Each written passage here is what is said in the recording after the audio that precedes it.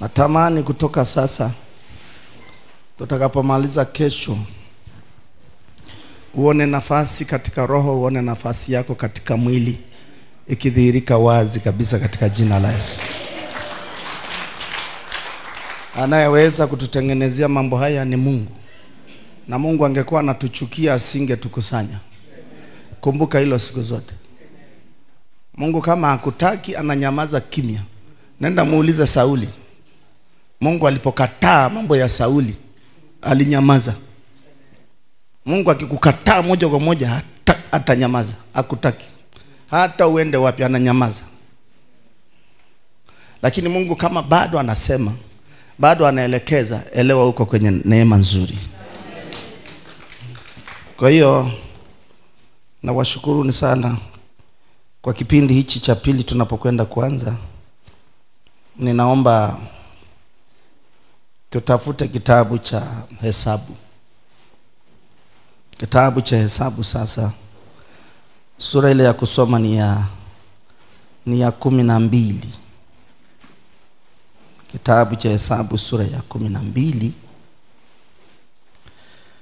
Tutaangalia ule mstari wa kwanza mpaka wa 10.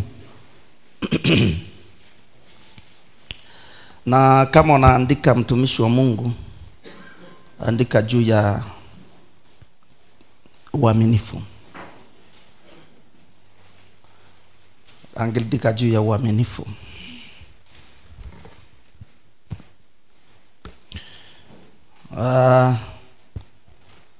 Hiki ni kisa cha watumishi wa Mungu. Mungu anaongea nini juu yao? Na ndipo unaweza kaona kuna tofauti, japo kwa wote ni watumishi.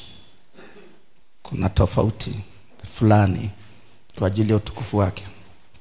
Mstari wa kwanza mpaka wa 12 kitabu cha Hesabu inasema, kisha Miriam na Haruni wakamnenea Musa kwa sababu ya mwanamke Mkushi aliyekuwa amemwoa. Maana alikuwa amemwoa mwanamke Mkushi. Mwanamke Mkushi kwa Biblia ya Kiingereza inaelezea kwamba ni Ethiopia. Wakasema, je, ni kweli Bwana amenena na Musa tu? Hakunena na sisi pia? Bwana akasikia maneno yao. Basi huyo Musa alikuwa mpole sana zaidi ya wanadamu wote waliokuwa juu ya uso wa nchi. Bwana akanena ghafla na Musa na Haruni na Miriam na kuwaambia, tokeni nje ninyi nyote watatu, mwende hemani mwa kukutania. Basi hawa watatu wakatoka nje. Mstari wa 5 unasema, Bwana akashuka katika nguzo ya wingu, akasimama pale mlangoni pa hema, akawaita Haruni na Miriam, nao wakatoka nje wote wawili. Kisha akawaambia, sikilizeni basi maneno yangu.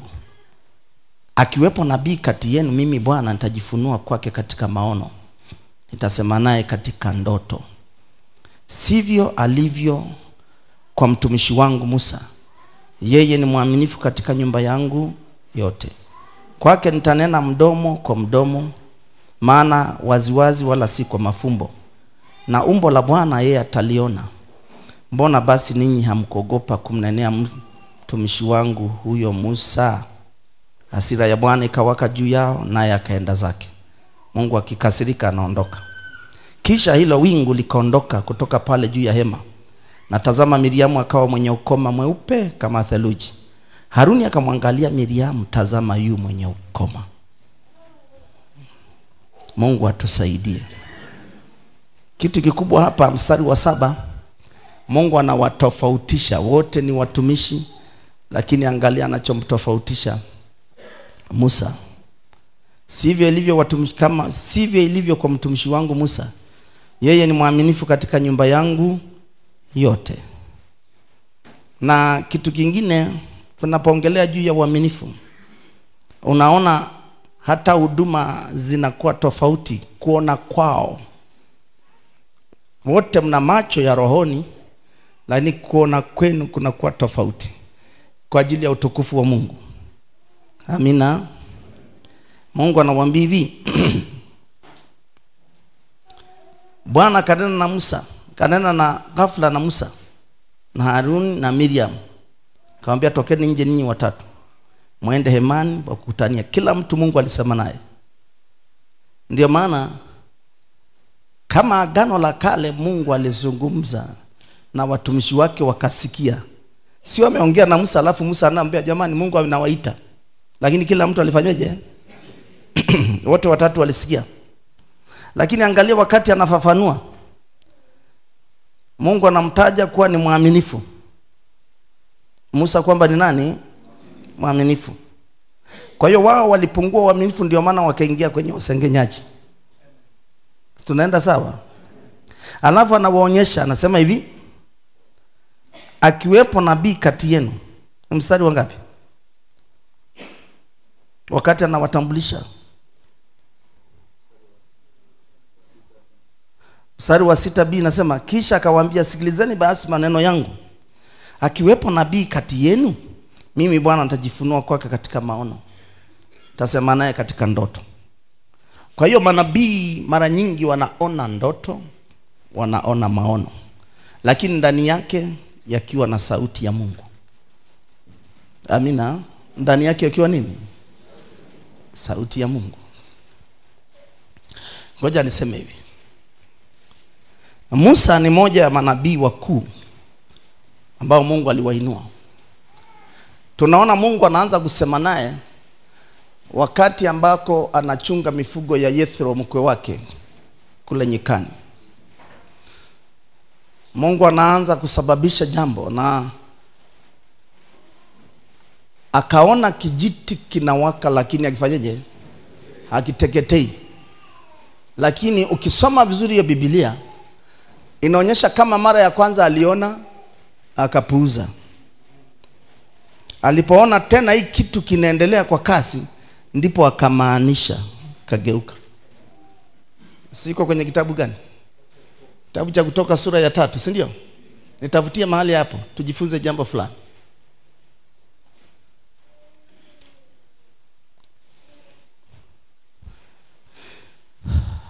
Mungu anabebwa kwa nafasi kubwa ya uaminifu. Ukiwa mwaminifu ndipo anaweza kujifunua kwako kutokana na wito na utumishi wako, ili ujue anayokusudia juu ya utumishi wako. Kama si mwaminifu, hutamuona Mungu akijifunua. Ukimtafuta atajifunua kukuambia kosa, alafu anaenda. Ukitengeneza na kuacha, baada ya muda asema ngoja tuone tena. Akiona narudia tena kosa, atakuja tena kukuonya juu ya hiyo. Kwa hiyo hutaona faida ya utumishi wako. Tusomea hapa mwangalizi kama umepata. Kutoka sura ya 3 kuanzia mstari wa ngapi? Twende. Basi huyo Musa alikuwa akilichunga kundi la Yethro mkwewe, kuhani wa Midiani. Akaliongoza kundi nyuma ya jangwa, akafika mpaka mlima wa Mungu hata Horebu. Malaika wa Bwana akamtokea katika mwali wa moto uliotoka katikati ya kijiti. Akatazama, na kumbe kile kijiti kiliwaka moto, nacho kijiti hakikuteketea. Kinawaka lakini hakiteketei. Musa akasema, nitageuka sasa niyaone maono haya makubwa, na sababu kijiti hiki hakiteketei. Angalia, anaposema nitageuka sasa niyaone maono haya, maana yake alishayaona akapuza. Kadri alivyoona yanaendelea kwa kasi, ndipo akafanya maamuzi kwamba sasa ngoja nijue hatima ya hii kitu. Kwa maana nyingine akapeleka roho yake yote, ufahamu wake wote, usikivu wake wote, na Mungu anaangalia hicho. Na alipogeuka kuangalia kwa kumaanisha namna hiyo, sikiliza kilichotokea. Bwana alipoona ya kuwa amegeuka ili atazame, Mungu akamwita kutoka katikati ya kile kijiti. Unaona hiyo? Bwana alipoona Musa amegeuka, sio kile alichokuwa anaona kabla. Aliona lakini hakumaanisha. Tunaenda sawa? Lakini sasa amemaanisha. Angalia, Mungu anasema Bwana alipoona kwamba Musa amegeuka, angalia ujumbe wake. Akasema, Musa, Musa. Akasema, mimi hapa. Mungu akamuita kupitia kile kijiti. Wangapi wameelewa kitu hicho? Asante sana. Ngoja nikwambie, watu wengi wamepuuza maono na ndoto, na wakati Mungu anawaweka kwenye daraja hilo, nataka nikwambie utafanyaje ili uweze kusurvive, uweze kufika kwenye hatima yako. Mungu ni roho, na unapompendeza Mungu anaanza kusema na wewe. Mungu ana lugha nyingi. Leo nitaongea kidogo hapa na kuongea juu ya uaminifu. Tunaenda sawa?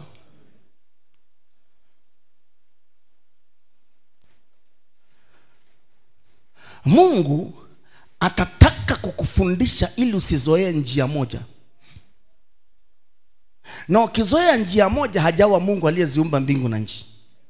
Lakini kuna nyakati ataanza kusema na wewe kwa ndoto, na kwa ndoto hizo usipofuatilia utapitwa. Unafuatiliaje? Na utajuaje za Mungu? Haitaondoka kwenye moyo wako. Inaweza kazunguka mchana kutwa, lakini ni ndoto. Niliona hiki, niliona hiki, niliona hiki. Tunaenda sawa? Inazunguka ndani kwa ndani. Hata ukijaribu kipotezea iko. Hata ukijaribu kufanya kitu kingine, unaona hiyo inakukumbusha, inakuja na hujui maana yake. Watu wengi wanakosea, wanaanza kutafuta watu watafsiriwe, ndipo ambapo njia zao zinapokuja kukamatwa. Kwani wakati analeta ndoto na maono kwa mtumishi, wewe ulimuomba, si hukujua? Na hata kama uliomba, yamkini hukujua kama angekuja kwa njia hiyo. Nini cha kufanya? Wewe si ni mtengwa, si unajua nafasi. Kinachotakiwa ni wewe kutoa muda na kujua jambo hili ulifuatilia katika ulimwengu wa nini? Wa roho, kwa njia ya maombi, na kumwambia Mungu, niko hapa, kuna kitu nimeona. Kama ambavyo alimfundisha Yeremia, vivyo hivyo anafundisha watumishi wake. Alimwambia Yeremia waona nini? Maana yake alimuonyesha kitu cha kuona. Tunaenda sawa? Alimuonyesha kitu cha kuona, na akamwambia Yeremia, waona nini?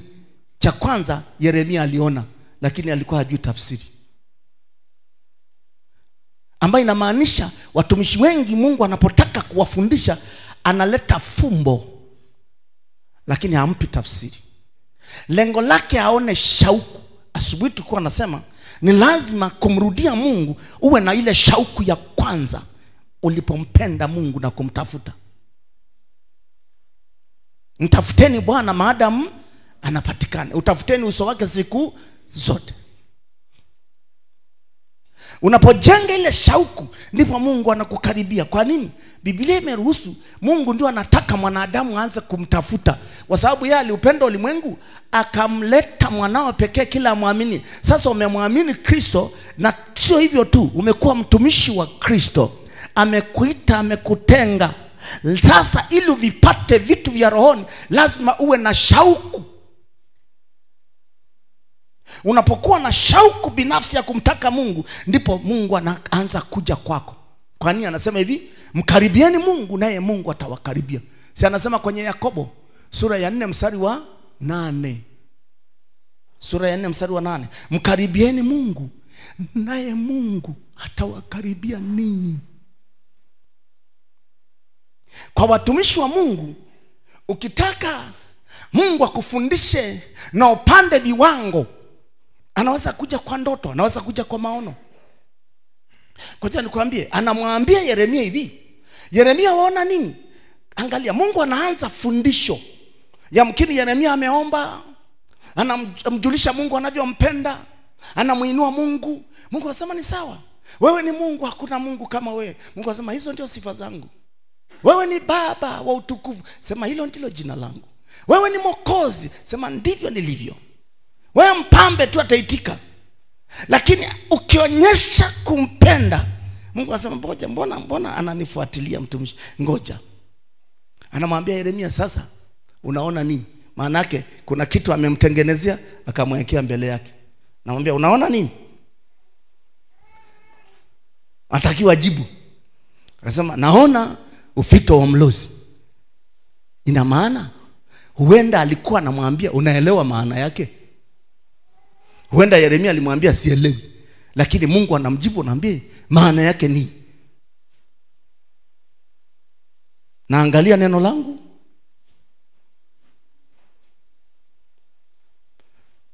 Wewe ungeona fimbo leo, ungesema nitakuwa mchungaji.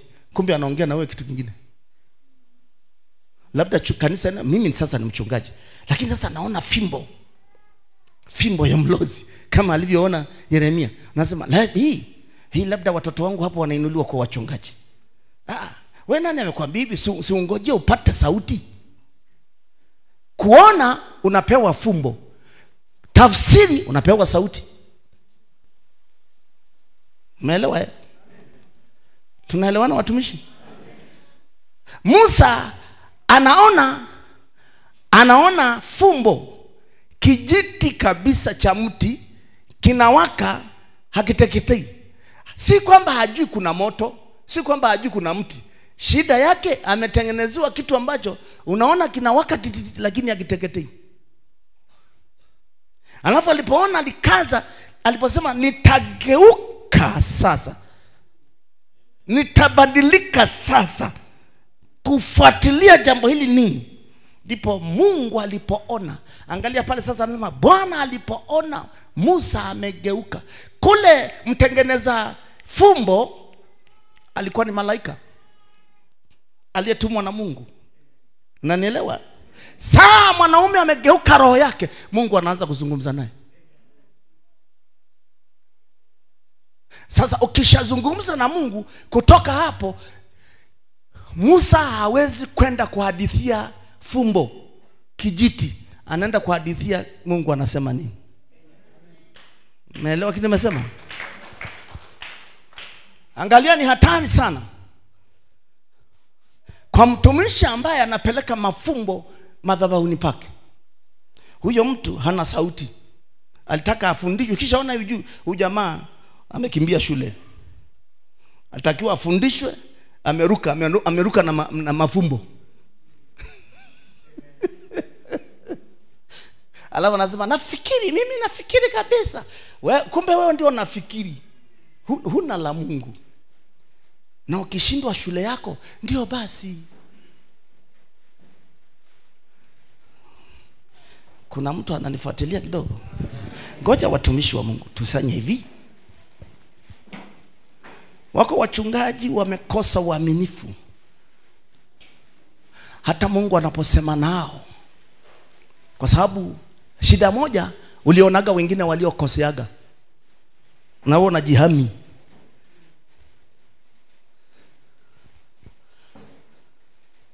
Shida moja hata kanisani kwako, vipawa na karama vikiinuka, nabii na Mungu anatubiaga watoto wachanga unabii, ambao namuona kabisa kameokoka, umemwekea mikono, umemfundisha, amejazwa Roho Mtakatifu, umembatiza, kako vizuri, kana ushuhuda mzuri, kawe ka kiume kawe ka kike, si ndio?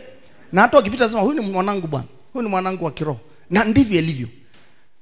Sasa tatizo litakuja kutokea saa hata huyo dada, huyo kaka, huyo kijana hajajiandaa. Wakati wewe jamani tuombe, Roho anashuka kidogo, nasikia sikia sema Bwana wa majeshi. Ukikaangalia hakana hila. Ukikiangalia sio kambea. Ukikaangalia ni kaaminifu, kana poromosha mambo. Vingunge kama wako hapo ambao wanafunzaga siri, unaona wanafunuliwa. Na we kama hujakaa vizuri pastor au mama pastor, unaona zinalipuka. Unatengeneza somo la Jumatano.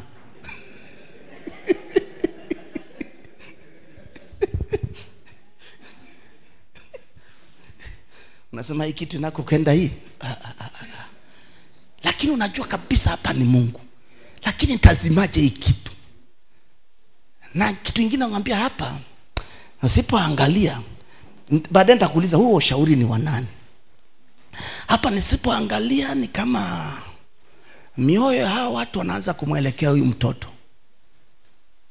Wanaona ni mtakatifu, wanaona Mungu analeta maono, ndoto, na asema Bwana. Sasa hapa nisije nikagawanywa kanisa hapa. Wakamwamini huyu mtoto hata chuo cha elimu ya nani hajaenda. Baadaye namwambia mwanangu, hebu njoo. Hiki kitu gani hiki unasema? Sema baba mimi hata sijui. Nisaidie tu. Piga magoti. Baba tunavunja hii roho. Kwa kuvunja tunajua. Kama si mpango wako tunasambaratisha. Huku unajihami. Kama siwe Yesu unaharibu kabisa. Kwa mamlaka ya jina la Yesu. Kesho mnaomba, asikia Bwana wa majeshi, mimi ndiye Mungu. Sema la.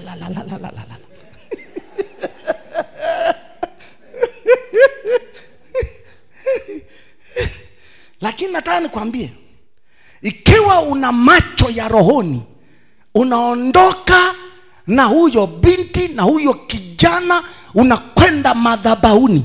Sio unawapeleka wewe, unawachukua katika majina yao kwenye ulimwengu wa roho. Unaenda kwa Mungu mwenye kanisa.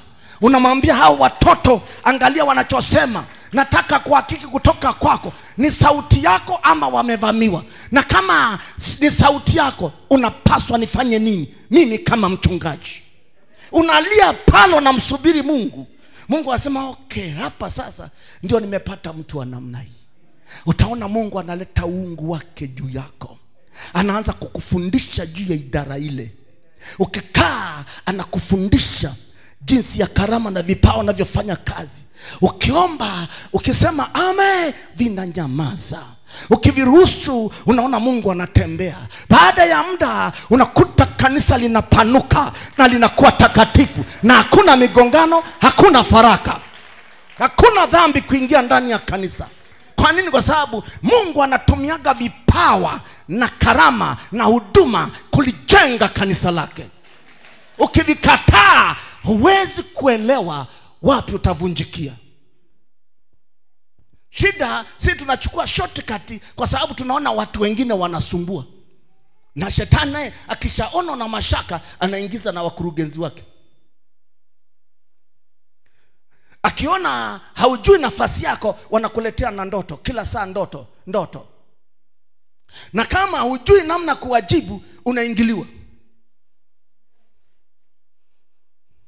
Lakini nikwambie jambo moja, usiogope. Unapoona mambo kama hayo, jua uko mahali ambapo unataka kuruka viunzi, uende kwenye viwango vingine kwa ajili ya kuwasaidia wale ambao Mungu anataka wasaidie. Mungu atusaidie. Bwana Yesu asifiwe. Akina Yeremia walikubali. Mungu akawafundisha. Wanauliza maana yake nini hiki jambo? Mungu anawaeleza. Wakati mwingine anamchukua Yeremia, anaona nyama, sufuria kubwa la nyama linatokota poko. Mungu anamwambia mabaya yanaenda kutokea kaskazini. Lakini wangeona ile sufuria la nyama wakasema hapa ni kula na kushiba. Sio wewe, lakini nasema wale. Si tunajifunza watumishi wa Mungu. Wakati wengine wamepuuzia, wewe usipuuzie. Utayapuuza baada kupewa jibu na Mungu. Unaelewa? Mungu akikwambia hii ni kitu kingine, hii sio mimi, inafutika yenyewe. Unamwambia Mungu leta original. Leta original. Huwezi. Nataka niwaambie Mungu anaanzaga. Wengine wanaanzishwa na sauti ya Mungu kwa njia ya neno. Wakilala wanapewa mistari ya Biblia, si ndio? Huyo ni mtumishi na Mungu anaongea naye. Mwingine anapewa vitabu vya kusoma kwenye Biblia. Hiyo ni daraja lingine. Unakuta anapewa vitabu hata kama ni viwili vitatu. Anaambia soma labda Isaya 40, 41, 42. Wakati unavisoma, Mungu anaambia nitaongea na wewe. Unakuta unaposoma uwepo wa Mungu umekufunika, anaongea na wewe. anakulisha. Kuna saa ya mtumishi analishwa, sio uchukue upeleke kwa watoto. Hiyo ni portion yako. Mungu anakulisha wewe, anajenga zile nguzo 7, anakamilisha ndani ya mtumishi. Umenielewa kitu nasema? Mnanielewa? Ndio maana hata watumishi tuliosema nguzo 7 zile, hata kwenye Biblia si wametajwa? Kwenye Wagalatia sura ya 2 mstari wa 6, wa 7 na wa 8, Paulo anaandika, anasema hivi. Acha nikuonyeshe hapa. Wagalatia sura ya 2. Tungejua thamani Mungu aliyekupa, ungekuwa saa yote unatoa tu machozi. Wagalatia sura ya 2 mstari wa 6. Nikuonyeshe ile hekima ambayo imedhihirishwa kwenye mwili katika Agano Jipya kwa wanadamu, ambao nilisema asubuhi. Lakini wale wenye sifa ya kuwa wanacheo, mstari wa 6 wa Galatia 2, si ndio? Tutaenda mpaka hapa mstari wa 8. Nasema hivi, lakini wale wenye sifa ya kuwa wanacheo walivyokuwa vyovyote ni mamoja kwangu. Paulo anaandika, Mungu hapokei uso wa mwanadamu. Nasema hao wenye sifa hawakuniongezea kitu, bali kinyume cha hayo, walipoona ya kuwa nimekabidhiwa injili ya wasiotahiriwa, kama vile Petro ya waliotahiriwa. Hapa kutambua hivyo maana yake ni nafasi. Huyu ameitiwa kwa watu waliotahiriwa, na huyu wasiofanyaje? Zamani mataifa walikuwa wanaitwa watu wasio nini jamani? Sio tahiriwa. Wayahudi ndio walikuwa wanaitwa watu waliotahiriwa. Kwa hiyo akina Petro waliitiwa Wayahudi, Waisraeli. Paulo akaitiwa mataifa ambao ni sisi. Lakini kila mmoja akaelewa nafasi. So mtu mwingine unakuta anaona pastor fulani ana kanisa, lakini yeye ana utume wa kwenda, hatakiwi awe na kanisa, anang'ang'ana yeye awe na kanisa. Haya, maana yeye aliyemwezesha Petro kuwa mtume waliotahiriwa ndiye aliyeniwezesha mimi kwenda kwa mataifa, si ndio?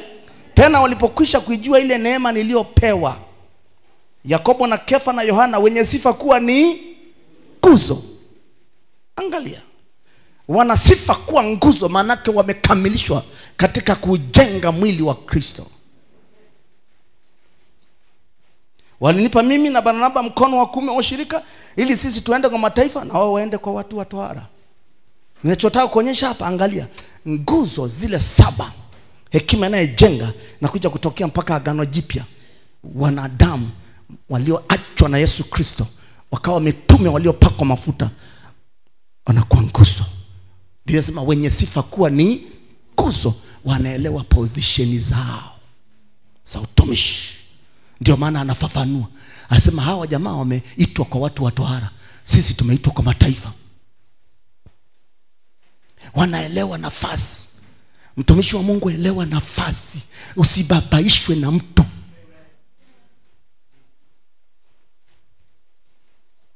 Elewa nafasi, na nafasi yako ni mbingu kuhusika na wewe.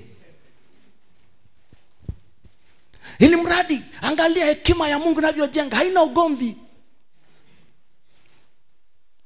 Wenzako wanaweza wasikuelewe hapa na pale, lakini hekima kazi yake ni kutatua.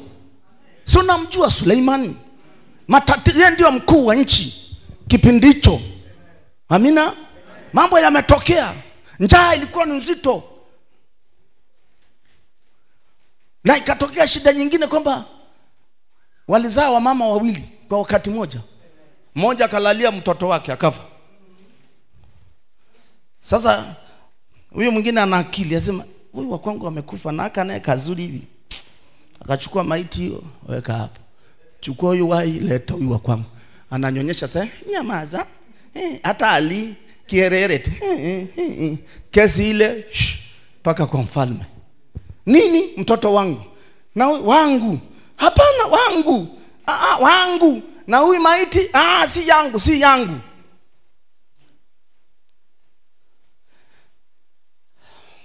Suleiman akasema, Mungu ulinipa hekima, nisaidie. Nipa hekima. Hekima imejenga nyumba yake, haikosei. Alitatua hajatatua? Tena kirahisi tu. Mbele ya wakubwa wake.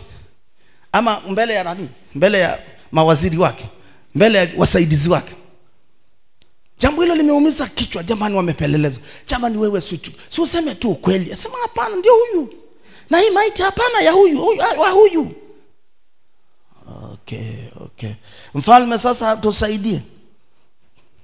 Kumbuka mfalme aliombaga roho ya adili na hekima namna kuongoza watu Israeli walio wengi hawa.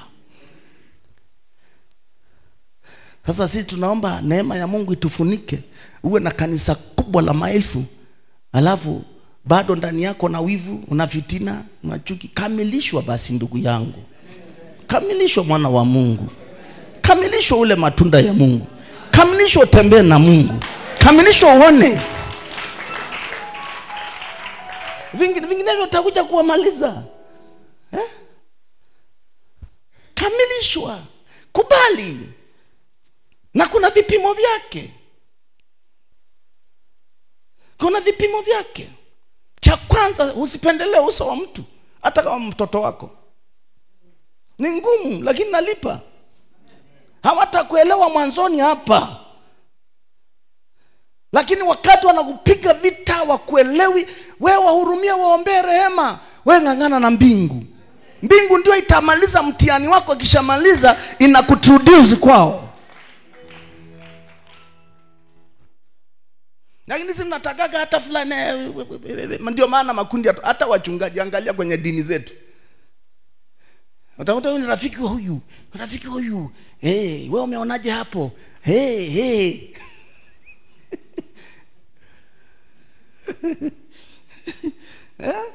Mwanzenu kidogo kama anakamsimamo mnamshambulia. Mmekuwa Miriam na Haruni. Mungu atusaidie.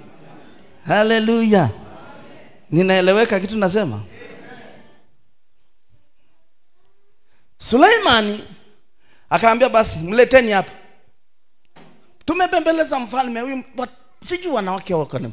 Ambia nyie mleteni hapa. Sawa. Kila mtu anataka ile maiti ya mtoto. Leta na hii maiti. Hiyo nani amtaki? Ndio hivyo. Haya. Leta. Sema leta upanga. Leta upanga unaokata kuwili. Neno la Mungu linakata kuwili. Linagawanya roho, nafsi na mwili. Linajua kila nafsi. Huwezi kumdanganya Yesu Kristo. Ukaleta upanga unang'aa namna hii. Nasema shika, wewe askari Tena saa hiyo maskari wanaitwa. Shika ya mtoto. Wewe simama askari hapa, wewe simama hapa. Shika katoto, kakavuliwa nguo. Shika mguu hivi. Nyingine kichwa chini ni hizo. Sasa yeye ndio mkuu wa nchi, utamwambia nini? Anaamua kuhukumu, akashika yeye mwenyewe upanga. Sasa kwa kuwa wote mnampenda na marehemu hamumtaki, tunagawanya hivi niwape kipande. Ile kusema 1 2, yule mwenye mtoto asema baba, mfalme uishi milele. Mimi naomba mpe huyu. Wewe mpe mtoto aishi. Alafu mwenzake asema, wacha kata kabisa mfalme. Chinja. Akajua jamaa si wa kwake. Hekima itakupa kutatua. Itakupa kustawisha. Na inaletwa na Mungu kwa uwezo wa Roho Mtakatifu ndani yako. Wala usiogope. Wala useme hii inaendaje. Vitu vingine huwezi kuvipata kwenye vyuo vyetu vya Biblia. Unavipata kwenye chuo cha ulimwengu wa roho, unapokaa pamoja na mbingu. Haleluya. Bwana asifiwe. Hata utendaji wa kazi unatofautiana. Haleluya. Bwana asifiwe. Ninaeleweka? Sasa ajabu moja ni hii, kuwa mwaminifu. Kwa nini ndugu zangu? Waaminifu. Upande mmoja kwenye Zaburi anasema waaminifu ndio watakaorithi nchi. Nafikiri Zaburi 25. Kama sio 25, 26, 27. Wasomaji wa Biblia mnaweza mkaangalia, tukakumbushana, tuko wale ambao wengine hatujui hapo. Maana wengine wenzetu tunaandika. Asema waaminifu wamekosekana katika nchi. Waaminifu. Watu wamesemaga ukiwa mwaminifu sana bwana unaweza ukakosa vitu. Watu wanataka uwe na kauongo kidogo, chapie maneno. Aisee hautafika. Mimi nawaambiaga bora urudi duniani. Nenda huko ukawe namna, piga mission town. Utapata hela. Piga mission town. Tapeli kabisa. Fanya hivi, ukishuka huko na utajua. Ndio hiyo umeamua. Siku ukirudi kwa Mungu unarudi jumla. Kuliko hivi utachelewesha vitu vyako. Alafu naanza kusema Mungu anopendeleo. Ndio anopendeleo kwa sababu Mungu ni mtakatifu. Mungu sifa yake kubwa nani? Kwa hiyo na moja watakatifu wanapaswa wawe waaminifu. Mungu atusaidie. Mmepata hilo neno? Talipata tu acha. Sasa kitu ambacho nachotaka sasa kusema. Watu wengi, baadhi ya watumishi wamekosa uaminifu. Wanaishi kwa tabia nyingi ambazo zimemuondoa Mungu katika utumishi wao. Ukikosa uaminifu, pata uhakika kwamba Mungu ataondoka kwenye utumishi wako. Angalia kidogo. Miriam, unajua ilikuwa ni wanadamu kama mimi na wewe, si ndio? Na Mungu amewaita. Alafu wote ilikuwa ni ndugu moja. Sijui Haruni ndio alikuwa mkubwa, ndio akaja Miriam. Kwa hiyo Musa alikuwa mdogo. Ndio maana wakati Musa anawekwa kwenye kisafina ili mama yake na baba yake wasione mtoto atavyofia huko, maana unajua ile vita vya huko ambao watoto wa kiume walikuwa watakiwi kuishi. Si ndio? Kipindi hicho aliyemfuatilia kakiwa kwenye safina alikuwa kanani? Silikuwa Miriam. Kwa Miriam alikuwa ni mama mzima kipindi hicho. Lakini akaitwa. Upande mwingine unaona Miriam alikuwa ndio muongoza nyimbo. Alikuwa kama nabii. Lakini wanaenda kukaa kumsengenya mdogo wao. Ndio ile nilikwambia mila na desturi. Watu wanakuona si wa kwetu huyu. Lakini wewe unajitambua nafasi. Na ndio maana watu wengi wa familia yetu, wa familia yako hawaokoki kwa sababu nawaambia Yesu ni Bwana. Wanakujaga kuokoka baada kuona matendo Mungu anofanya na wewe. Umenielewa? Ndipo unaona moja baada mwingine wa familia yako ndipo wanaamua kusarenda kwa nani? Kwa Yesu. Otherwise mwambie tu okoka ndugu, Yesu ni Bwana, hata kusamehe dhambi. Kuna nenda muulize Yesu, atakwambia alipoenda Nazareth alikataliwa. Hata miujiza alifanya kidogo tu. Ndugu wanakuangalia katika mwili zaidi. Na hata ukifanya kitu wasema hapa labda amebahatisha. Hata ukikusanya watu wasema hawa atakuwa na wadanganya tu. Yaani wanaona kama ni yuko mkubwa wako na mdogo wako. Yaani wanaona tunamjua eti. Yaani huyu Sumbe tunamjua. Kalikuwa kajanja. Hii ni ujanja.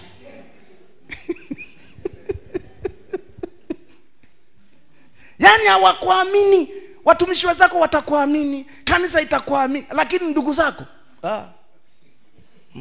na Mungu anawaacha. Sasa wanakujaga kuokoka namna gani? Wanakuja kuokoka baada ya kuona kuna utofauti unavyoenenda na zamani, unavyofanya kazi ya Mungu, unavyoaminiwa na watu, unavyofanikiwa. Hapo ndio inavunja kiburi chao. Unavyowasaidia wakati mwingine Mungu akikuongoza inaanza kuvunja. Baadaye wanasema ndio pastor, ndio mchungaji, ndio mtumishi wa Mungu. Hapo yani umewashu.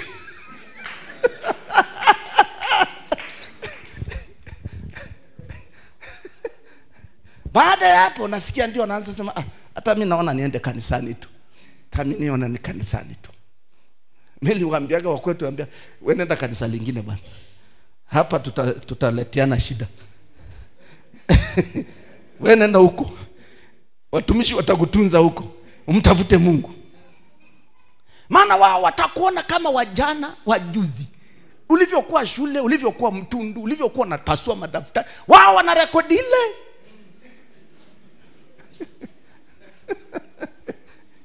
Na usipoangalia wanakuita na jina la nyumbani la zamani. Na ukikaa nao wanakupa hadithi za akina fulani uliosoma nao, uliocheza nao zamani. Unamfahamu fulani? Fulani siku hizi yuko mahali fulani. Yaani wanakuletea zile hadithi za Mungu, kwako hawazitaki. Sasa na wewe usipoelewa nafasi, wanakuondolea uungu wa Mungu. Na ukijitenga nao kidogo kwa kutambua nafasi, anaringa. Ukifanikiwa kidogo, siku hizi hatusaidii. Yaani hakuna nafuu. Kaa kwenye nafasi.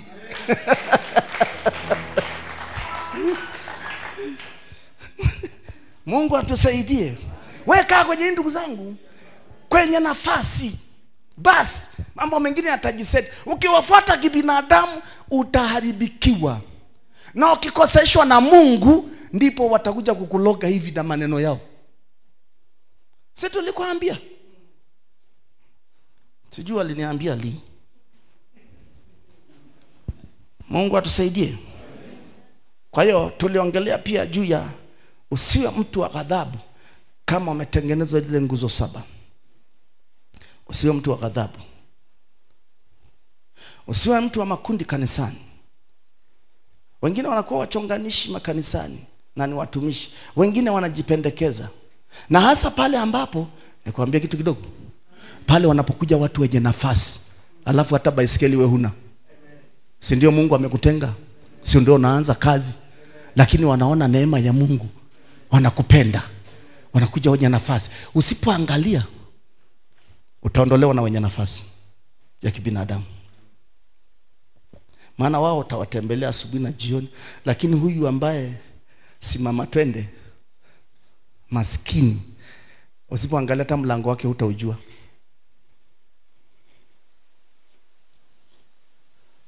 Lakini yule ambaye kidogo ana nafasi, ana kagari, ana kanyumba, huyo ndio usipomuona siku hata kanisani, ni kama injili haiendi. Unapohubiri huko naangalia, amen, kina fulani wamefika au hawajafika.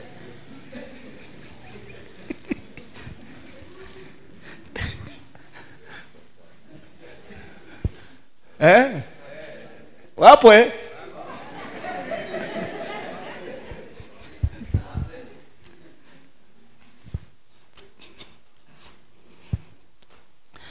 na we moyo wako ufurahi kabisa.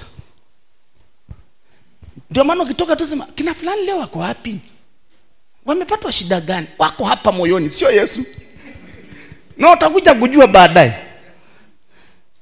Hujakaa saa, hebu fungua simu, hebu nipe. Halo, hujatoka kanisani. Halo. Naongea na pastor hapa. Ndio. Ndio. Hata kama Kiingereza akiendi huko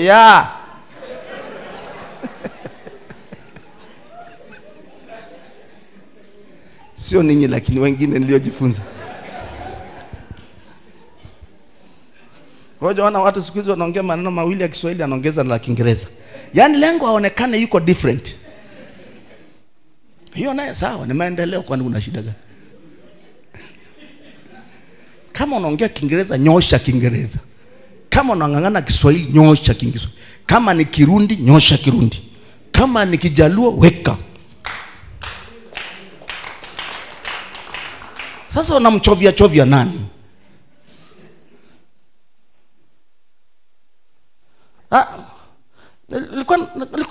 Tumetoka ibadani, ndio.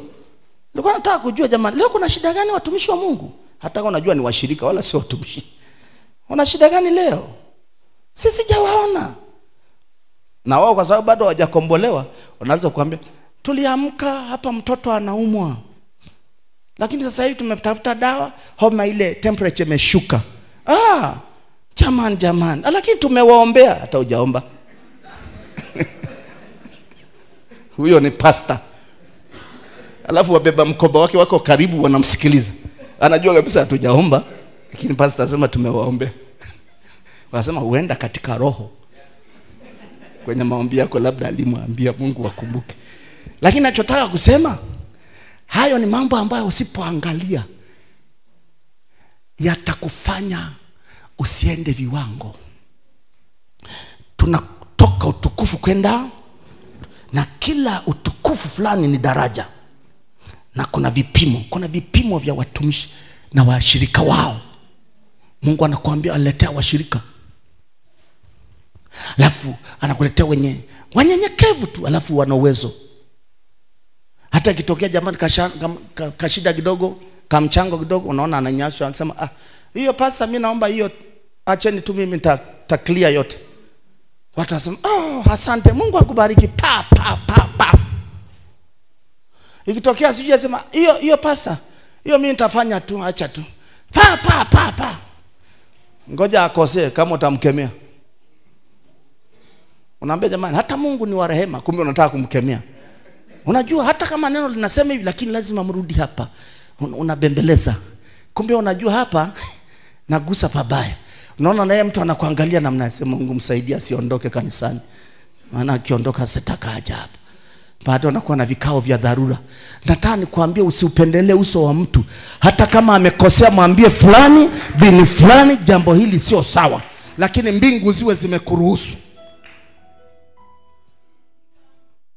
Mbingu ziwe zimefanyaje? Kuruhusu. Zikikwambia kemea. Tena za hiyo kemea kama vile hujawahi kuwaona. Maana hao sio wako, ni wa Mungu. Na wakikaa sawa ndio utajua matunda yake. Watakuheshimu, watajua huyu tunaye baba, tunaye mlezi, tunaye mtumishi. Haleluya. Ngoja nikwambie kitu kingine. Kama bado unawachawia watu ndani ya kanisa, unawachawiaje? Na wewe ni mchungaji, unawaombeaga mabaya. Wewe unataka watumishi wanaombea watu wabaya? Huo ni uchawi kabisa. Mimi nakwambia kweli. Hata kama umekasirika umefika hivi, usiombee mtu mabaya. Utaharibu position yako. Ni sawa si sawa? Usiharibu nini ndugu zangu? Usiwe na kisasi na mshirika hata kama amekosea. Sisi tulijifunza jana, wataletwa juu ya limetupwa baharini. Linapokuja linakuja mpaka na samaki na dagaa na konokono, vitu ambavyo hata uvitaki. Watu wanakuja na roho hizo, ndio maana wanamtaka Yesu. Wanamtaka Yesu wa nini kama wao wangekuwa safi? Wengine wanakuja bado ni walevi. Anakaa kanisani, unamwombea, anakaa siku 2-3, wiki 2, unasikia amekunywa tena pombe. Anaanza kuogopa kuja kanisani. Kazi ya mchungaji unaona anainuka tena. Mchungaji anawekewa kitu kinaitwa upendo. Yani anapenda kuliko inamuumiza. Fulani anasema kwambie pastor, naona huyo mtu kama amerudi tena kunywa. Moyo unafanya amerudi kweli Shamasi, hebu tuendeni tumfuate. Unaona mfuata. Jamaa akikutwa anataka kukimbia, sema usikimbie.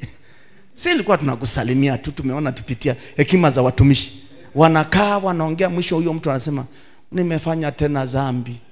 Ambia usiogope, Yesu yupo, lakini uongozwe sala ya toba. Hapo kwenye chumba chake anamuongoza sala ya toba. Halafu mchungaji anamkumbatia, anamwambia hebu jipe moyo, utashinda hii kitu, tutakuombea. Yule mtu kesho anapata ujasiri tena kwenda kanisani. Kwa nini? Ametiwa moyo na mchungaji. Kwenye huduma ukishatengwa, hivyo vitu lazima ukutane navyo. Usije ukasikia tu ukawa kama mwinjilisti. Wainjilisti asilimia kubwa hawajapewa roho za watu. Wao wamepewa kukusanya kule nje, na watu wakoke wawapelekee wachungaji. Ni sawa si sawa? Japo kwa wengine ni mwinjilisti, pale ana roho ya uchungaji, ana roho ya utume. Si ni sawa jamani? Kwa hiyo ukiwa mchungaji, kanisa bado linaanza kukua, lazima utamuona mchungaji kwenye nyumba za watakatifu. Kwa nini? Kwa sababu ndio anayetegemewa. Anaenda anawaimarisha, anaenda anawaombea. Kama wajaja kanisa ndio anaenda na anapeleka maneno mazuri, anawajenga. Wale ambao waliacha kwenda kanisani, baada ya muda unaona wanafanya jamani, wanaanza kuja. Mpaka watakapokomaa, wanafikia mahali yani wanakuwa katika kumjua Kristo. Unakuta hawana shida tena na kanisa, wanakuwa wanawasaidia wengine. Unakuta mchungaji hapo anapunguza mguu, maana amejisimamia. Na hata ndani yake hiyo kitu ni kama imepungua. anaanza hata ikitokea shida kwa wengine unaona anawatumia hao, hata kama sio mzee wa kanisa, sio shemasi, lakini unaona amtumia fulani fulani, hebu ukipata nafasi muende na fulani, hebu msaidieni fulani, hatujamuona kanisa mfano. Unakuta na yeye kwa kuwa alijengagwa kutoka chini, na yeye anaanza kuwajenga wenzake. Sema amina. Amen. Sema amina kama umeelewa. Lakini kama bado unaombea watu vibaya, elewa una mlango wa kuzimu.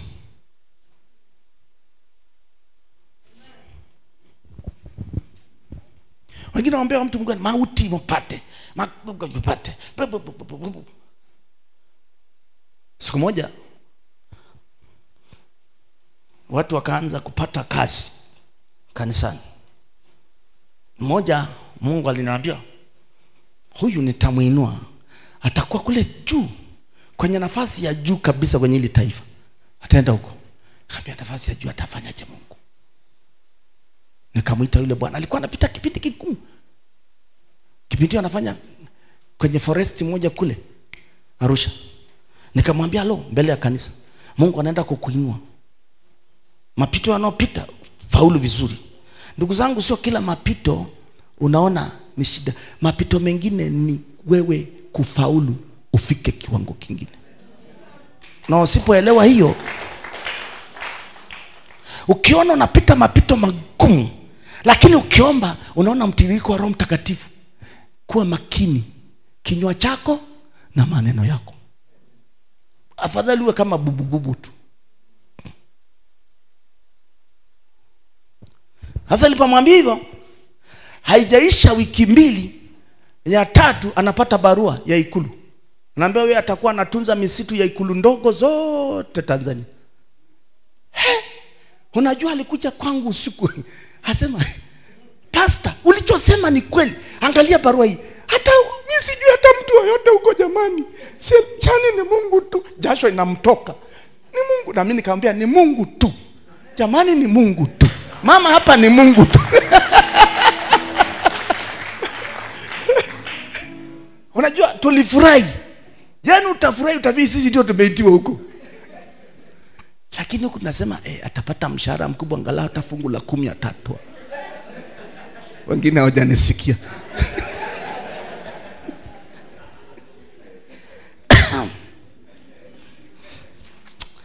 Unacheza na mwanzo. Kuna vipimo vingi watumishi wa Mungu. Kwa hiyo tukampenda, akafanya, akaenda karipoti. Nikamwambia kweli umeenda Ikulu, unatunza sasa miti ya Ikulu, Akirudi ni kama ndio kama yuko kikulukulu kweli. Kimwangalia.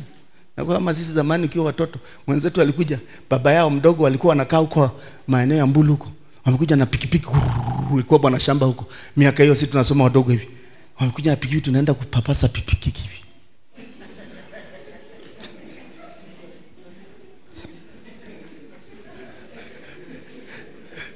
Ushamba mzigo lakini ukiisha.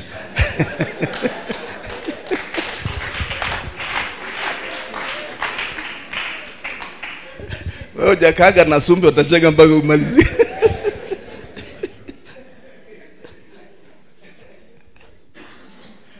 Sasa wakaja na kamera wanawapiga watoto wa kaka yake. Sasa na sisi kwa sababu wa majirani tuko hapa, naambia na nyinyi njooni, nyinyi watoto wa nani? Kaambia hawa ni watoto kwa mzee Mlombo. Ndio hivyo, liko na kaka yangu ambaye ni mchungaji sasa ndio club. Njooni, tukasimama hapo wima namna. Kama tuko kwenye bendi.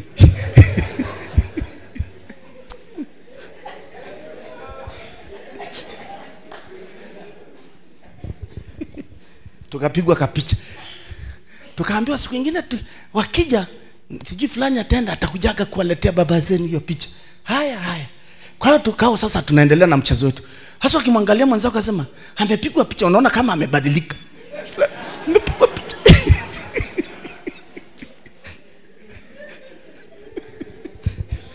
Kumbe mtu ni yule. Sasa na sisi tunaona huyu ndugu kama amebadilika. Sasa tukakaa naye akaripoti. Baadaye akaenda. Akaishia Dar es Salaam. Akatuma fungu la 10 siku mishahara miwili. Siku nyingine nilimwambia tafuta kanisa lolote ambalo naona Mungu atakuruhusu. Maana kipindi akamwambia sisi hatuna kanisa letu Dar es Salaam. Kwa hiyo tafuta, wako watumishi wengi wazuri. Omba Mungu lakini.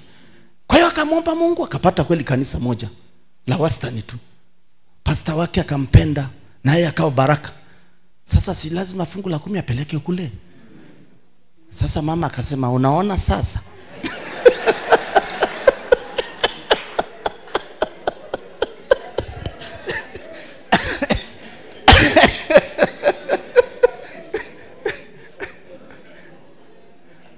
Nikamwambia ni mama, sasa unaona hawa watu tunaombea hapa wameenda. Sasa unaona ndio ilikuwa wakati wa kubarikiwa. Ndio wameenda sasa. Nikamwambia ameniambia mpata kanisa, wewe wacha bwana, wewe wacha. Mungu atatupa wengine. Nikamwambia tuombe. Siku moja tukakaa, mama akaniambia, hivi ni kwa nini watu ambao wakipata nafasi kidogo wanaondoka? Na mimi nikaenda kwa Mungu. Nikamwambia Mungu nifundishe. Mke wangu ameniuliza swali. Mungu akaniambia hivi, ni kwa faida ya utumishi wenu. Maana mnawapenda na mimi ndio Mungu liachilia upendo kwa watumishi wangu.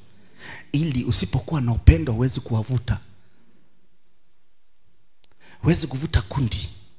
Kwa hiyo naweka upendo. Mungu ni upendo. Lakini nakuwa na kiasi ili kukufundisheni. Wale wenye nafasi watakuja, ndio hao utakuta na waondoa haraka ili ni utengeneze moyo wako. Usiwaweke watu huku, uniweke mimi Mungu hapa.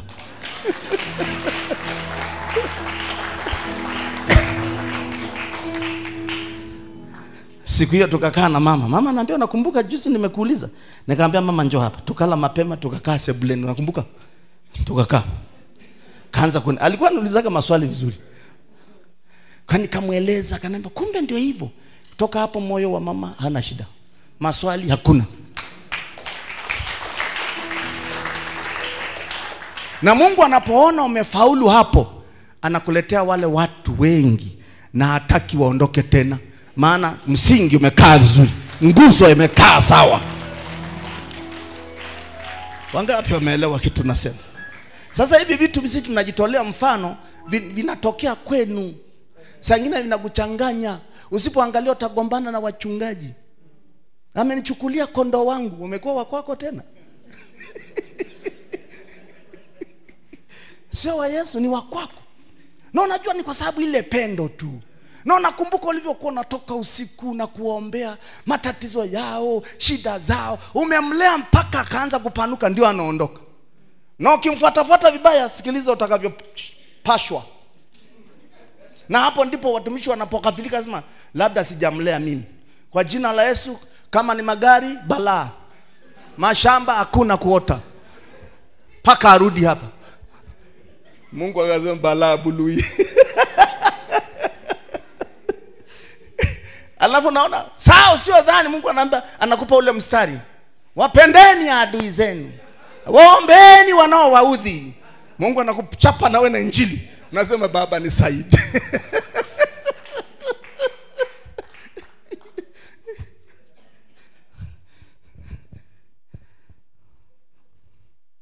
Watumishi mmepewa kulea. Vitu hivi utakutana navyo. La kwanza nilikwambia, Mungu anaturudisha kwenye msingi. Uwe na macho ya rohoni. Ukipata hivyo vitu ni rahisi sana. Hata kabla hujakosea, Mungu anakupasha habari. Unaelewa? Kabla hajatokea makosa, Mungu anakujulisha. Anaanza kujulisha kwa ndoto, anajulisha kwa neno lake hapo. Unasoma Biblia, anakujulisha kwa maono. Na hata maono yana utofauti. Inategemea kasi yako navyokuwa katika kumjua Mungu. Wengine wanaenda mlimani, wanafunga na kuomba siku 2, siku 3, umejidhabihu.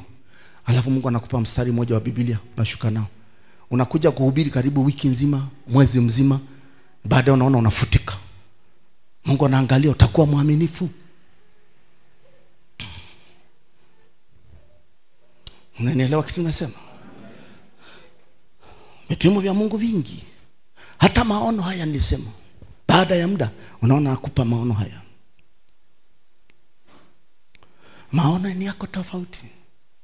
Mungu asema kwenye kitabu cha Yoeli sura ya 2 mstari wa 28. Anaeleza asema nitamwaga roho wangu juu ya wanaume na wanawake, juu ya watumishi wangu wanaume wa kike na wa kiume. Si ndio? Ndio maana jana nikasema kinachobadilisha Mungu akishakuita kukutenga, haangalii tena huyu ni mwanaume au mwanamke, anaangalia utumishi na agano.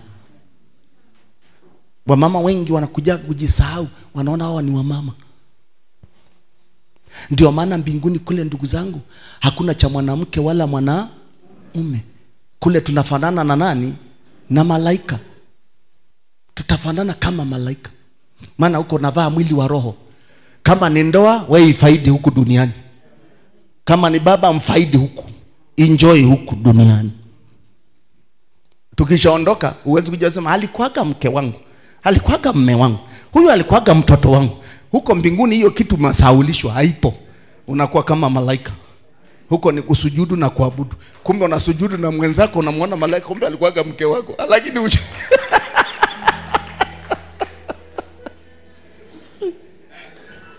kwa hiyo, kwa sababu hiyo Mungu anapokutenga nafasi, tunaelewa, anapokutenga hakuangalii kama mwanamke, hakuangalii kama mwanaume, haangalii umri kwamba huyu ni mzee, huyu ni kijana. Ndio maana Biblia imetufundisha, naambia mtu akiwa ndani ya Kristo amekuwa kiumbe kipya. Wewe ndio unasema mimi nimezeeka. Mungu anasema alo, umekuwa kiumbe kipya. Maana yake maono yanaanza upya, nguvu mpya, kibali kipya. Wewe unataka kukubali hiyo? Mungu atakuhuishaje? Atakuhuishaje? Kwa sababu wewe mwenyewe unapingana na neno la Mungu. Anakuambia umekuwa kiumbe kipya na dhambi zako sitazikumbuka tena. Wewe unakaa unakumbushwa na ndugu zako, si alikuwaga huyu, tulikuwaga hivi. Mimi naambia we tangu nimeokoka nionyeshe dhambi niliyofanya. Wasema kwa kweli hatujasikia. Naambia basi mimi ni mtumishi wa Bwana. Usiwacheke ungesema vingine.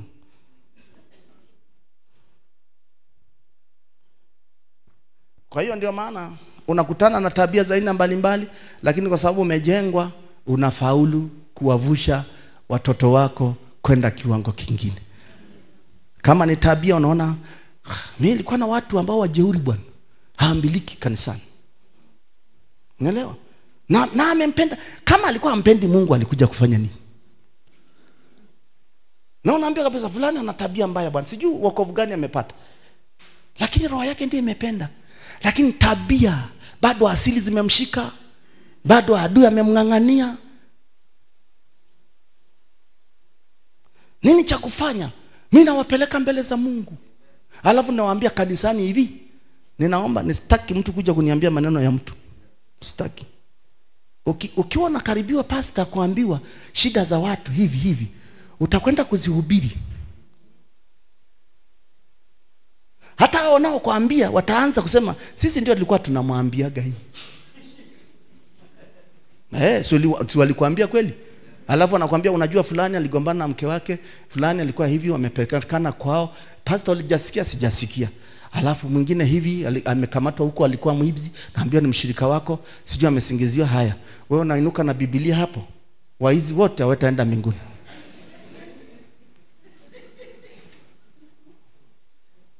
Tumeambiwa. Lakini huyo mtu akija kujua wewe ndio ulikuwa umeambiwa, atapokea tena injili yako? Hakuna. Kataa. Mimi kataa. Nina kanisa la watu wengi, lakini nimekataa. Paka leo hawaniletee umbea, sitaki. Naambia niacheni bwana. Kwani lazima niache? Kwa sababu najua nimetengwa. Kama nimetengwa, namuuliza mwenye mbingu. Wengine wanaambia paka wanafanya dhambi, pasa hata hujui. Nikamwambia wengine wanataka kutumia watu wangu wa karibu. Nikamwambia sitaki kusikia kitu. Kwani kanisa la kwangu? Lakini baba wewe unasimamia. Ndio. Naambia funga mdomo hapo hapo. Maana utashughulika katika mwili. Na asilimia labda 20 unaweza kufanikiwa, asilimia 80 utaharibu. Naambia acha. Mimi naenda kumlilia Mungu. Ndipo Mungu anakupa ujumbe. Saa hiyo unaambiwa na maneno, yeye anakupa Mungu wa kubariki watu. Ukisimama unachemka, paka na waizi huko na wazinzi wanasema amen, haleluya, amen, mtabarikiwa, amen, haleluya. Siku kikirudi kipande, naambia nenda kaonye wazinzi, na kuambia siku hiyo wananyamaza. Tutatokea wapi leo? Maana hizo roho zinataabika. Maana Mungu anashughulika saa hiyo kwenye ulimwengu wa roho juu ya hizo roho. Umeelewa? Mungu anapokupa ujumbe wa kuonya na wapo katikati, hata kama wajui, saa hiyo Mungu anapigana na zile nini? Zile roho, ziwe za asili ama zile ambazo zimewakamata. Utaona yule mtu anaamba sema, asi leo mimi nimeamua. Mimi sitaki kabisa hiki kitu, sitaki kabisa. Unaona anapona. Ndipo Mungu anakutengenezea kanisa. Lakini la kuchunguza umeweka watu, ambia hebu mfuatilie fulani. Na wewe mfuatilie fulani. Alafu unajiweka kama hujui. Kumbe unaletewa message. Kwa hiyo hawa ndio Yesu wako anakuletea ujumbe, unakuja kufikisha. Utafika mahali. Nataka ufike mahali.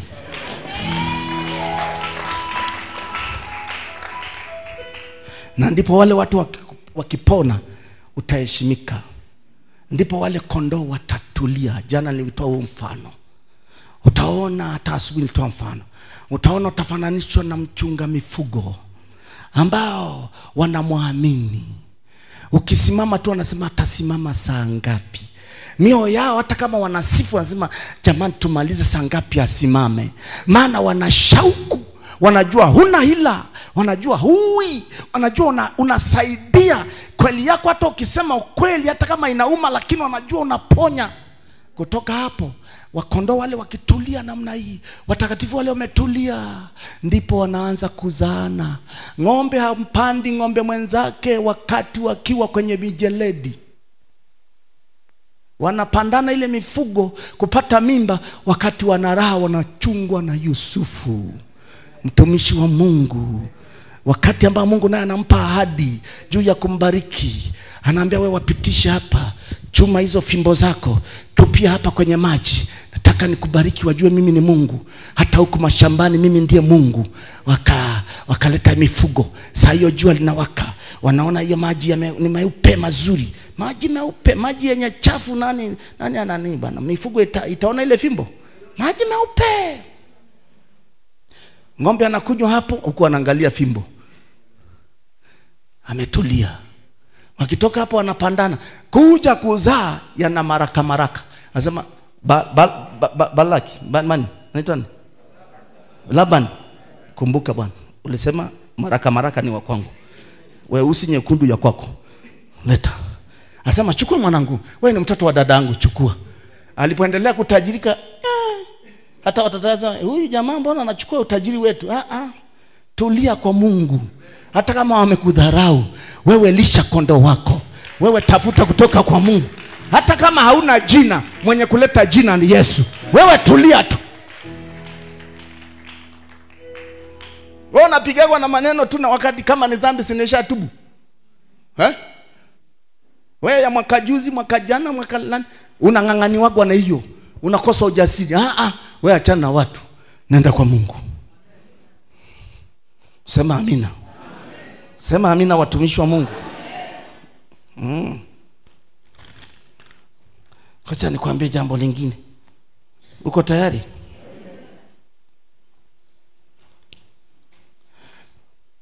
Ukishindwa kipimo cha kondoo kuwatunza, ndio umeshindwa huduma yako. Ukishindwa mambo niliyoelezea, wanaletwa watu wa aina tofauti, tabia tofauti. Na wanawajua na wanaambiwa wanajua. Na wengine wanakuja kujifunua kwako, wanakueleza tabia mbaya. Kama hujui nafasi, hutajua majibu. Ukijua nafasi, utapata majibu. Nimeeleweka? Utamlilia Mungu siku kucha, watu wamejifunika na blanketi zao wanalala. Wewe unalia na kanisa. Unamwambia Mungu, angalia huyu amekuja kwa miguu yake mwenyewe. Angalia tabia yake namna hii. Angalia huyu alikuja faraka ya ndoa. Angalia huyu amekuja Bwana ana mateso ya muda mrefu kwenye mwili wake. Na wewe ni mponyaji. Na mimi umenitenga kwa ajili ya kazi. Utafanyaje Bwana? Angalia hawa ni maskini wanadaiwa hata kodi ya nyumba. Zaidi ya miezi 2-3 hawajalipa na wanatishiwa kufukuzwa. Mungu, nimeletewa haya. Utafanyaje?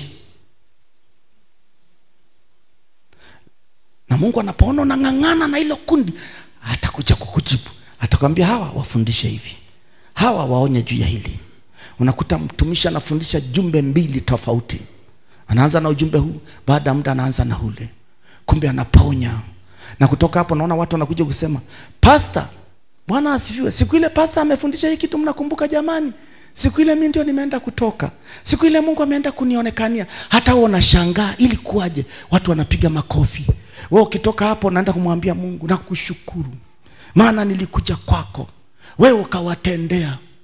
Lakini kinyume chake, kama hutakula hiyo gharama, unaona hao ni maskini tu na achana nao, hicho ni kipimo chako. Ukishindwa, Mungu atawachukua kuwapeleka kwa pasta mwingine.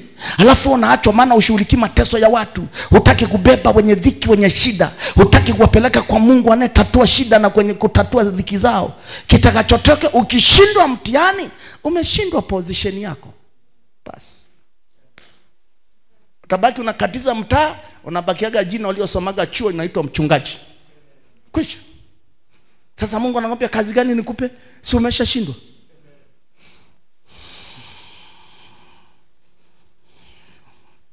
Na hiyo kitu ni mbaya. Ndio maana ukisoma kitabu cha Yuda ni mbaya. Utasoma kwa wakati wako. Wanaambia hawa ni miti iliyopukutisha matunda yake, imekufa mara 2. Sasa hiyo Mungu anakuona umeshakufa. Maana alikuweka kwenye nafasi utaki. Unataka huko uonekane sawa, huku utanashati nao sawa, huku dunia uko sawa. Basi hii ni miti iliyokufa mara 2.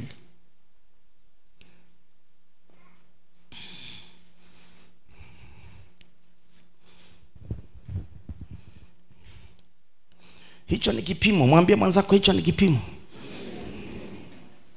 Na lazima ukishinde. Ukishindwa, basi ndugu zangu, basi ni kitu kibaya sana. Kwa hiyo kuwa mwaminifu. Kuwa mwaminifu. Kama watu wengine hawaombagi, wana ustaarabu wao, si ni wao? Kwani wakati unaitwa, uliitwa nao, si wewe ulijua unaitwa mwenyewe? Pambana. Mtafute Mungu. Wengine watakupiga vita mpaka dini yako. Wapende. Wapende. Kama Mungu hajakuhamisha hapo, usihame. Kuna wengine mpaka Mungu anaingilia, anaona mtumishi wangu sasa anaangamia. Unaona anafanya njia mahali hakuna nini. Basi sasa hiyo ni nani? Ni Mungu mwenyewe. Lakini usiinuke kwa ushawishi wa mtu. Simama na Mungu. Mungu akitokezea njia. Nani asiyependa maji?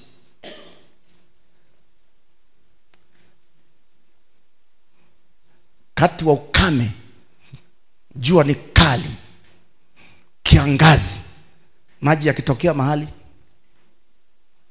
kuna mtu asienda? Kuna mnyama asienda? Kuna ndege asienda? Tafuta hiyo njia. Na utaona mwenye kukubadilisha ni nani ndugu zangu? Ni Mungu. Kutoka hapo, wewe kumbuka Yohana Mbatizaji.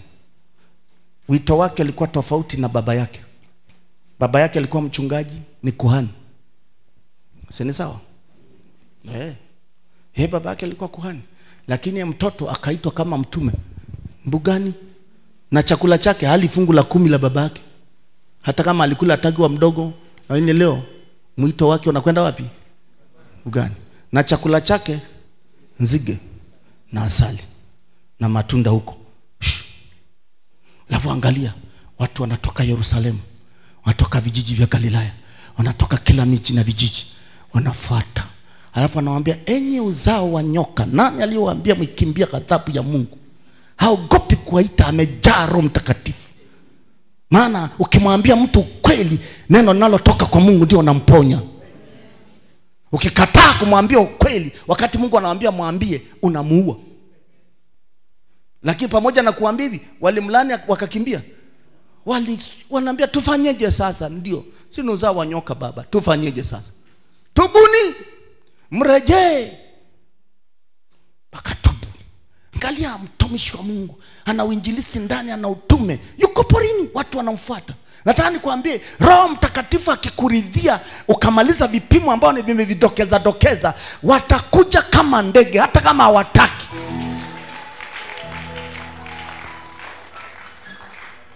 Mungu alivumisha upepo. Ulileta kware, hujaleta? Sisi wengine wako mjini lakini watu hawaingii kwenye kanisa langu, waliingia kanisa lako. Kwa nini? Shida hatuli gharama kwenye hiyo. Tunabaki tuangalia wale walioinuliwa na shetani. Anasema mashetani. Moja labda anathibitishwa huyo ndio. Lakini wengine naye imekuwa mkumbo. Unaharibiwa njia yako. Sema amina. Ninaeleweka watumishi wa Mungu? Sasa mimi kama namlingana Mungu na anasema na mimi, nina kazi ya kusikia mambo mengine? Mimi nina kazi bwana. Na Mungu anataka watu kwenye kufanya kazi ili awalete watenda kazi.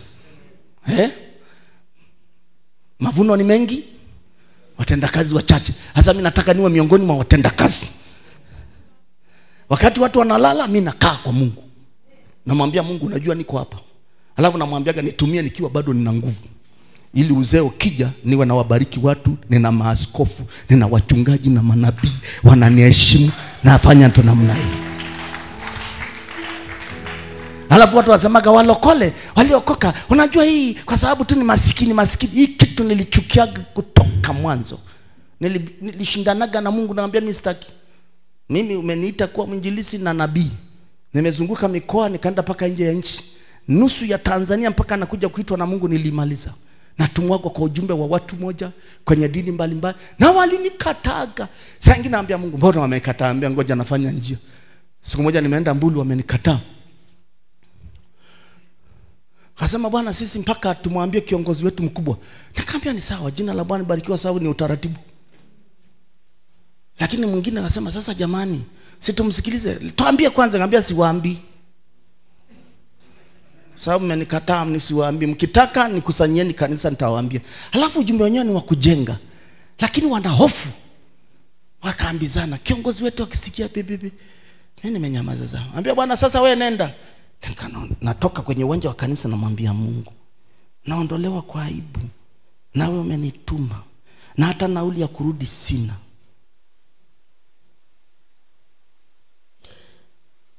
Natoka nafika karibu na mwisho wa geti wa eneo la kanisa. Nikasikia mzee wa kanisa ananiita, halo. Unaitwa tu halo, sio mtumishi. Halo. Maana hawajui umebeba nini. Halo. Nikasimama, halo. Wewe njoo. Kaambia kuna nini? Mniambia niondoke bwana. Tena hapo umeshughulikiwa na vimaneno. Ninyi ndio mnaojinuaga mnaharibu makanisa watu. Wewe.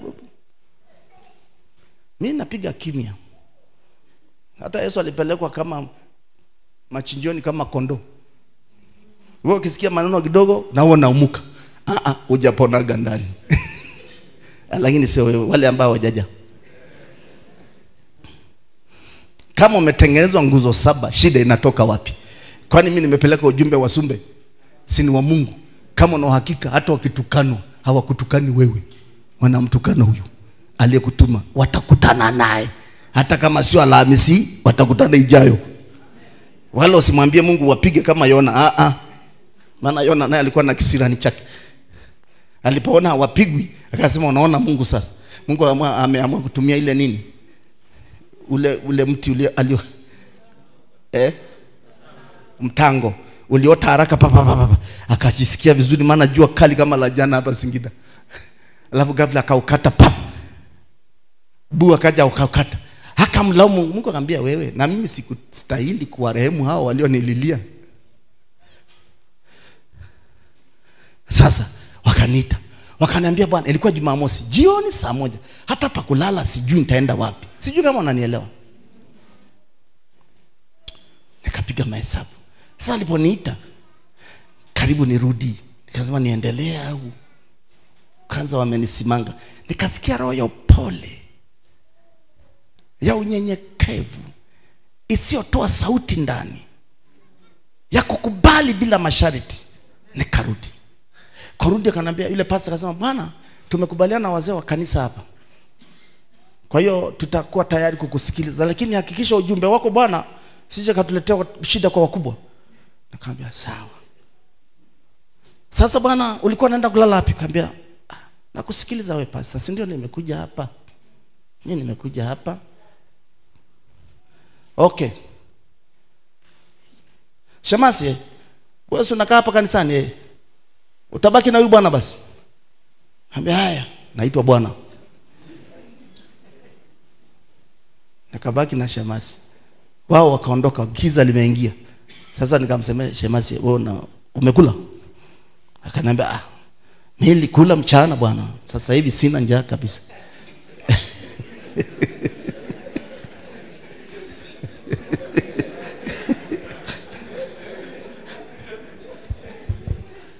Nikamwambia sasa bwana, wewe sikiliza nikwambie. Mimi sasa bwana najua nimekuja sijala. Sasa utafanya. Asema sasa utapata wapi chakula saa hii? Labda niende mjini niangalie pale kama imbaki. Kaambia hebu fanya hivyo, na sina hela. Sasa nangojea niambie nipe hela. Naambia si ufanye hivyo, ese nina njaa bwana. Au tuende wote, maana mchungaji alisema nimekabidhiwa wewe. Niambia ndugu yangu nimechoka. Kwani mimi nitafanyaje? Kanisa simefungwa mlango aisee. Kwani mimi nitaiba nini bwana? Haya, kwanza mtumishi usiogope bwana, ngoja mimi nakwenda mara moja. Niambia haya bwana. Na huko nasema Mungu msaidie basi ana hela. Kaambia vipi unania kwa hii mimi wewe ni mtumishi wa Mungu bwana, mimi najitolea mara moja na leta. Nikasema Mungu kaa mbinguni.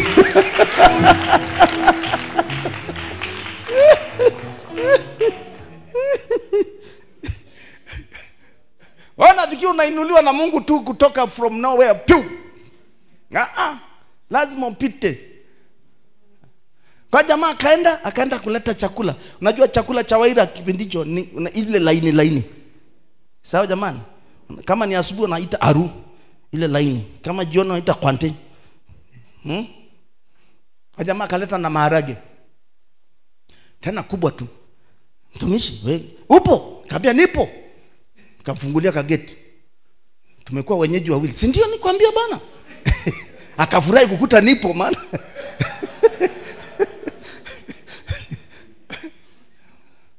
Nikapewa chakula nikala nikashiba. Nikamwambia na wewe kula kidogo. Sema wewe unaogopa nini bana? Yeye akaonja mtonge mbili. Na mimi wasema shiba haraka bwana mimi nile.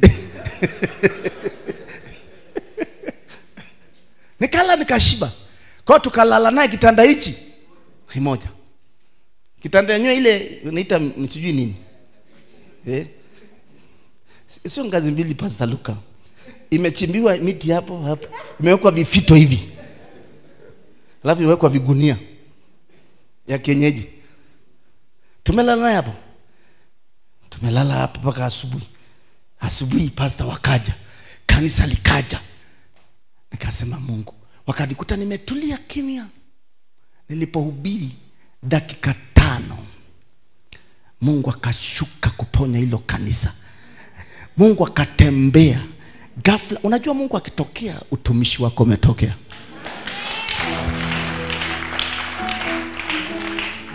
Wakanipenda, wakaniambia sasa tumemwambia na kiongozi wetu wa wilaya kwamba sasa wewe uko hapa. Na amehoji sana. Tumemwambia mambo yaliyofanyika hapa. Mungu ametusaidia. Sasa mtumishi wa Mungu. Hatukujua sasa anaitwa mtumishi sio bwana. Wewe unaenda mahali hujatambuliwa kama mchungaji ambaye asema wewe vipi wa wapi? Unakasirika. Mimi hamjui na mchungaji nimesoma vyeti. Hata kama una diploma, hata kama una degree, wewe mambo mengine wewe jengwa nguzo 7 zikae ndani sawa sawa. Nilienda Uganda. Eneo la huko mashariki ya Uganda wanaita, nimeanza hata kusahau sikizi. Acha mbale hapo kabla hujaenda mbale. Mbale ni mashariki ya Uganda. Tororo. Nenda Tororo mzee nimealikwa.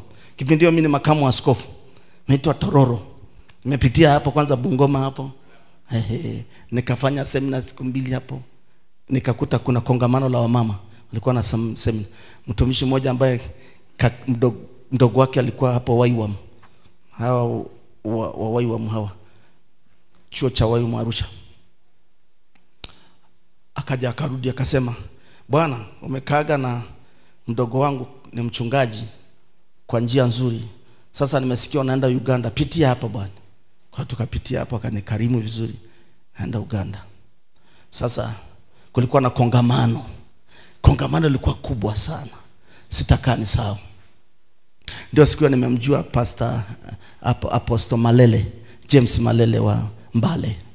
Na kipindi hiyo nimealikwa pia, nilikuwa nafahamiana na Bishop yuko hapo Minja, wanaita hapo kama unaenda Kampala hapo Jinja.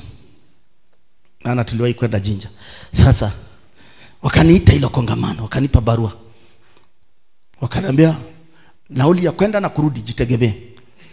Lakini wewe utakuwa msemaji, mmoja ya wasemaji. Kwa hiyo nikaenda. Nikamwambia mimi ndio nitafungua kongamano. Watu wamejaa. Wako hapo watumishi wa kila namna, wakubwa wa Mungu. Nikafikishwa. Tulifika usiku, mvua inanyesha. Nikamwambia Mungu, hii ni mvua inanyesha hapo. Na wapigia simu nazo zinaleta shida.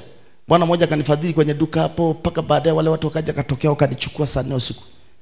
Nikaenda tukalala. Kesho yake ni kongamano. Nikaenda nimevaa shati. Kumbe nitakiwa nivae suti. Na nilikuwa ile kipimo ilikuwa mbaya sana. Sasa mimi nimejisahau, nikasema kwa kuwa nitahubiri joto, nikavaa shati. Sasa kwenda hapo nakuta maaskofu, madokta, bwana masuti, wanananiza kiaskofu kola. Ambao ni jambo zuri kabisa. Sasa mimi ndio nilikuwa kipaumbele nifungue hilo kongamano baada ya mwenyeji kuongea. Wakapima. Wakaona Mr. Sumbe sasa hapa ni kama anapelea. Wakaniambia, "I'm sorry. Sasa bwana tuna dokta hapa anatoka Kampala. Yeye ana makanisa mengi sana hapa Uganda. Tunaomba kwa heshima yako utupishe wewe fungua tu, mkaribishe ili watu wasione ratiba." Anaambia sawa. Kwani una shida gani? Kwani unamhubiri Sumbe? So unanipumzisha nijisikie na mimi watu wanafundishaje. Lakini mimi nina ujumbe. Mungu amenipa kabisa. Kwa hiyo huko kwa watu sunati nikamkaribisha. Akahubiri lisali 1:30 na watu wakabarikiwa. Haya. Kipindi chengine nilikuwa vipindi 3 kwa siku. Kipindi kingine nilikuwa ndio mimi nisimame. Wakaniambia, samahani, kuna huyu mwingine.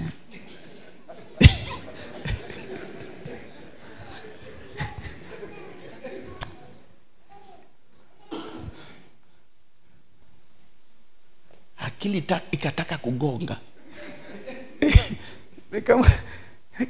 Nikamwambia na huyu mwingine bwana wewe mkaribishe. Nikamwambia sawa. Mungu atakupima saa hata ujue unapimwa. Yeye anatafuta ndani ya moyo wako. Si una ujumbe wake?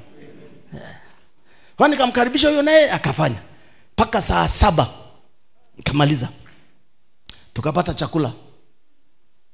Jioni naye vipindi hivi. Nikamwambia Sumbe utasimama kipindi hicho. Jioni imebadilishwa. Sasa mimi nilikuwa nikakaribisha tena huyo, nikamwambia I'm sorry. Simama wewe ndio mwenyeji, karibisha huyu mtu. Wacha mimi nikae hapa. Basi weka hapa. Nakaa hapo. Kahubiri. Anamaliza na nitaitwa, akaitwa mwingine. Akasema basi. Njiani niliona maono ya kujikoa.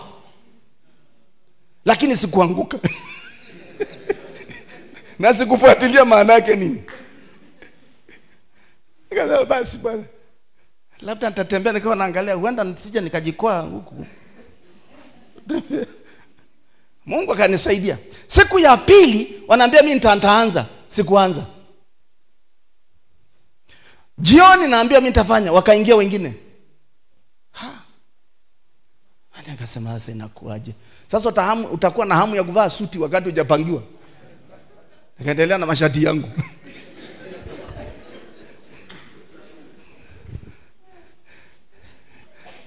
Sasa Siku ya 3 watu wakaanza kusema, sasa mbona yule bishop kutoka Tanzania asimami?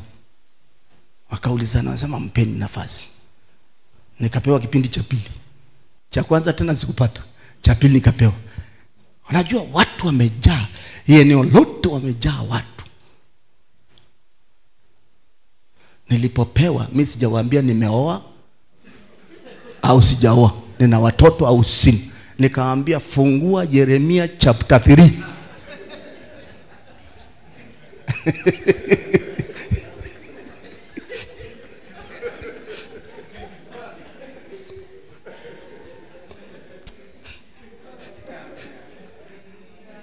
Acheni ustaarabu bwana.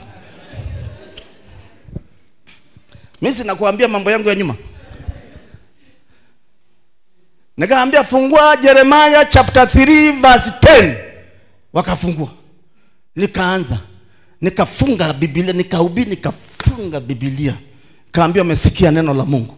Nikaanza kuhubiri. Mungu akaanza kunisaidia taratibu. Moto unashuka taratibu, mbingu inashuka taratibu. Baada ya muda mapepo yakaanza kulipuka upande huu, yanalipuka upande huu, yanalipuka upande huu. Sema amina wewe. Hicho kitu ndio kinaenda kutokea kwako. I tell you, hicho kitu kinakwenda kutokea kwako. Na kuambia kinaenda kutokea. Hicho ndio kitakusababisha watu wakimaliza ibada, wewe unaenda kuanguka kwa Mungu. Ndio unaenda kuanguka kwa Mungu. Huna namna ya kumwambia Mungu. Huna maneno ya kutosha. Unaenda kuanguka tu. Utaona watu wanapona, wanafunguka. Unabaki usema ni mwambieje asante ipi? Unajikuta umeanguka. Kama ni kwenye chumba chako, unamwambia Mungu, basi unastahili. Wewe ni wewe tu. Ni wewe tu. Ndipo Mungu anaposema naam. Ndipo anasema naam, umeelewa. Dakika hazijaisha 10, Mungu akashuka. Wakashindwa wamshike yupi wamwache yupi. Nguvu ya Mungu ikatembea, wenye mapepo wanalipuka, wengine wanakimbia. Na kuambia hata watu ambao sio maashazi wakatokea. Wanaanza kusema wasaidieni watu. Wale walionizuia siku zote, mapepo yanakuja kuwapiga. Wanakuja kujificha kwangu. Wakija kwangu naambia wewe anadondoka huko. Na wananifuata. Sema amina. Yesu makofi bwana. Ina gharama lakini inalipa. Sasa hiyo Mungu akaniinua kwenye ulimwengu wa roho. Akaniambia nimekuinua maana nimeona tunda la uvumilivu. Haukushindana na wanadamu. Ulinisubiri wakati wote. Naomba umsubiri Mungu, wakati wake ndio huu. Sema amina. Mungu akitokezea wana wa Mungu anajibu maswali yako yote. Kama ya Petro. Anawaambia Bwana, tumeacha kila kitu. Tumeacha baba, tumeacha ndugu, tumeacha mashamba, tumeacha biashara, tukakufuata, tutapata nini? Hajaacha tumeacha mke, maana mke alikuwa naye. Tutapata nini? Akawaambia kila mtu aliacha hivyo vitu uliosema, akaufuata ufalme wangu, atapokea mara 100 hapa duniani, kisha ufalme wa mbinguni. Sema amina. Ufalme wa mbinguni utashuka saa hiyo ukishamaliza kujielewa position yako, nafasi yako. Hautajua saa Mungu wakati unahubiri au anafundisha anashuka saa ngapi. Hata utakuwa na amazing, hata uelewe anafanya nini. Ndipo umaskini wakina Petro ulijibiwa. Maana saa hiyo amesimama watu wanaokoka 5,000. Sikiliza, sisi tunafanya huduma, miaka inakwenda, unamhubiri Kristo, anafunga na kuomba, washirika 50 hawafiki. Why? Ni kwa sababu haujajua nafasi uliowekwa. Umetengwa. Kama umetengwa, wewe ni mwakilishi wa Mungu. Vitu vingine hivyo maana umeelewa. Ndio maana nataka nikwambie neema ya Mungu imeshuka saa hii.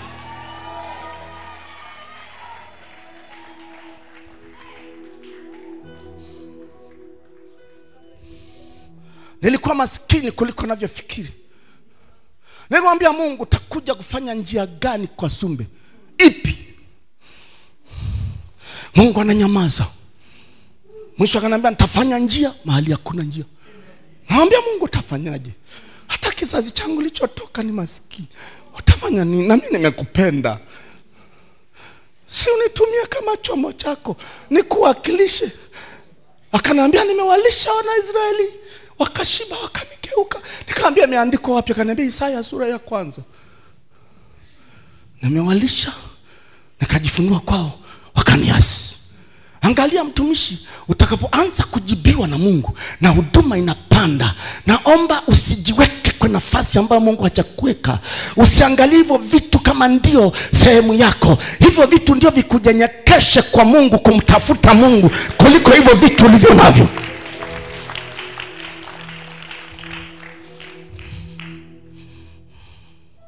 Nilishangaa, ndio mara ya kwanza Mungu ananifanyia surprise. Nilikuwa kila sana mwambia Mungu, linda moyo wangu. Wewe niko Uganda, nilinde moyo wangu. Sina mtu Mtanzania mwenzangu nitamwambia nitie moyo. Nilinde Bwana. Ni kama nafanyiwa figisu, nisaidie tu Bwana. Alafu nasimama namkaribisha kiongozi mwingine. Anatambulisha elimu yake, anatambulisha njia zake. Nasema ni sawa. Na mimi naandika notes, najifunza kutoka kwao. Lakini siku ya 3 ndio wakaniruhusu. Waliponiruhusu ilikuwa kitu cha tofauti. Mungu alitaka kuwafundisha hata wao. Unajua kilichotokea? Mapepo, nguvu ya Mungu, hata wachungaji nikimsogelea wanadondoka. Nikasema Mungu umeweka nini? Na kitu gani? Mbona mimi nilibariki tu wa kawaida? Mungu ananiambia nilishuka kwa wana Israeli. Kila Misri alijua mimi ni Mungu.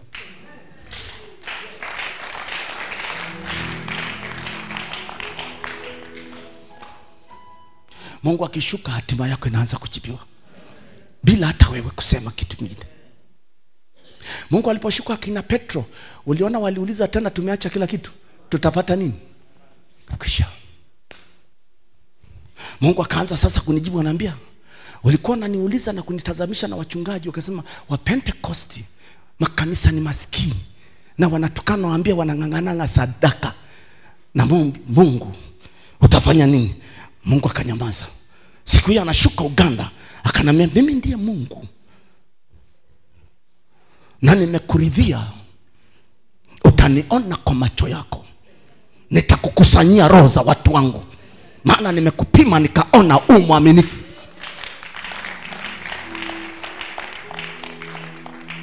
Hata sikujua Mungu ataongoza watu zaidi ya 3,000 na bado wanakuja.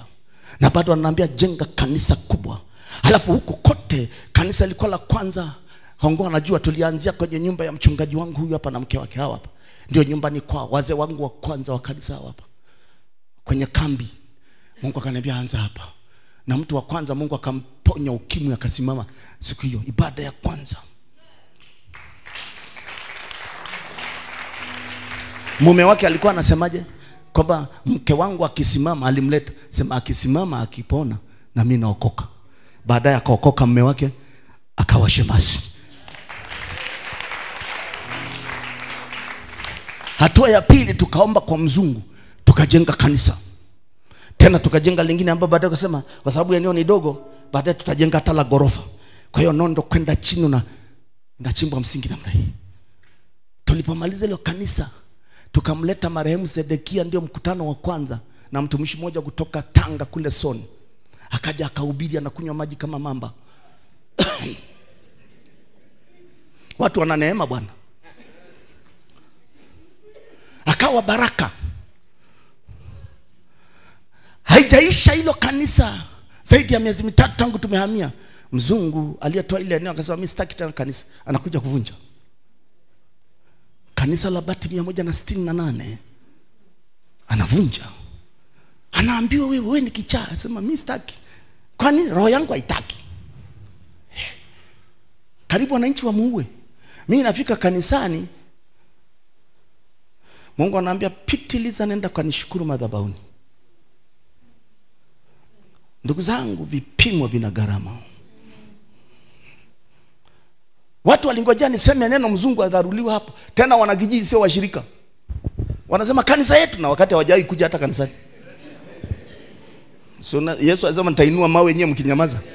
Wanafikiri mchezo. Lakini kaenda kushukuru. Nikamuinua Mungu, nikamwambia hata saa hii ni wewe utukuzwe. Kanisa linavunjwa kwa paka serikali kaje kazuia. Kasema sasa sisi ni serikali. Hawa watu wanaosali hapa ni wananchi wetu. Ni mali ya serikali. Hapa mnafujo. Hamjaja kwenye ofisi kuja kueleza. Stop.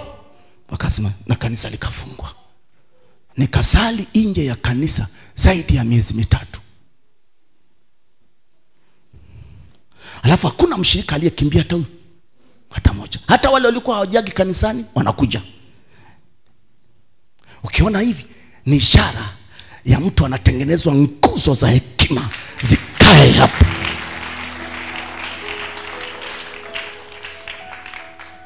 Baada ya hapo tumeenda kanisa la 3. Tumepewa na serikali ukumbi wa kata.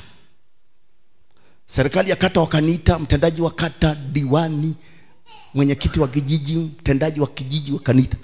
Wakasema Sumbe, wewe hujajua tangu kanisa limekuwa hapa, maana huku ni kata nyingine tumetenganishwa na Korongo.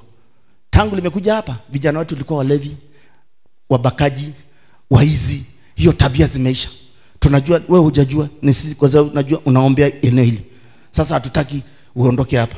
Kaambia sasa nitafanya sina, anasema tuma maombi. Kuna eneo la serikali liko hapa. Sisi si ndio serikali. Tutawasemea. Tulikaa zaidi ya mwaka.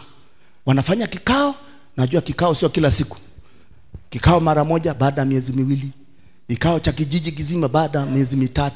Kikao cha kata baada labda miezi paka mwaka wakaja wakaridhia. Tukapewa eneo, wakatuandikishia. Ndio eneo la kanisa la ngapi hilo? La 4. Ambao tulijenga vizuri kubwa la vuka Yordani, mnajua. Lina ghorofa 2. Likajaa. Mungu akaniambia sasa ombeni niwape eneo. Tumeomba karibu mwaka mzima na kanisa. Kila baada ya miezi 3 tunafunga na kuomba siku 3. Mwaka mzima. Ndio Mungu akaniambia twende, akanipeleka Kisongo. Wengine lazima anaenda porini, ataenda mwenyewe. Na wakati tulikuwa tunaomba wote, usisikilize maneno ya watoto. Msikilize Mungu mwenye watoto. Kanisa hilo na akaniambia usianze kujenga kanisa la tofali, jenga la bati ama la tubai. Nikaambia Mungu sasa hata hela si. Akanifundisha mbinu zote. Tukaanza Kisongo, tukaenda Kisongo, Mungu akaleta watu. Sasa akaniambia jenga kanisa, maana umefaulu mitihani yangu. Jenga kanisa la watu 12,000. Kaita, tukaongea na viongozi wangu, nikamwambia nataka kanisa la watu 12,000. Mungu ananiambia utaona nitawaleta. Ulimwengu utajua ile kanisa. Watakuja wanaume, watakuja wanawake, watakuja kwa ndege, watakuja kwa mabasi, watakuja kwa miguu.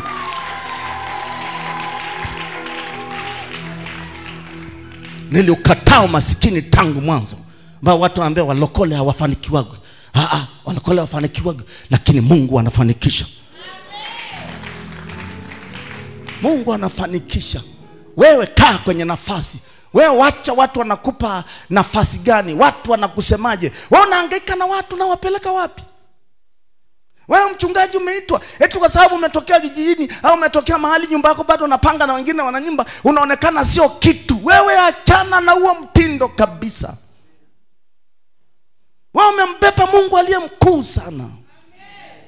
Yeye akufundishaye upate faida, akuongozaye katika njia ikupasayo kuifuata. Unaogopa nini?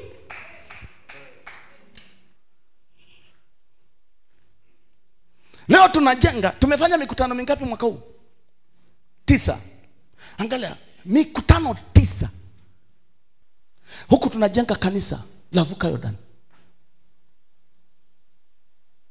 Alafu Mungu ananifundisha, ananiambia simama. Tulifunga na kanisa, anasema shetani anataka kujilipiza kisasi. Tumekaa kwenye maombi, tukapigizwa maombi siku kadhaa. Kanisa zima. Alafu akaniambia sasa, mtaomba kwa ajili ili nifungue milango watu wachangie kanisa. Tukaomba, Mungu akaturidhia. Ndio nikaanza kusema. Nawaambia kwenye media, Bwana asifiwe. Na tumekusudia kujenga kanisa.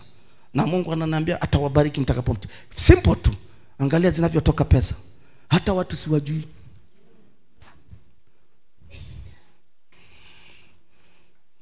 Hata wewe mwenyewe unanijua juzi. Lakini Mungu ananijua. Mungu anakujua.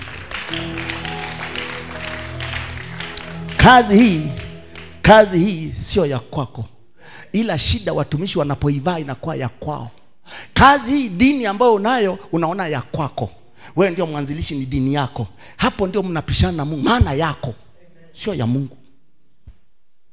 Atakufanyaje surprise? Maana ni ya kwako. Mpaka tumejenga hii kanisa miezi mingapi? Tulianza mwezi wa 7, wa 8, wa 9. Tukamaliza tukuzindua mwezi wa 10 hapa. Huku tunajenga.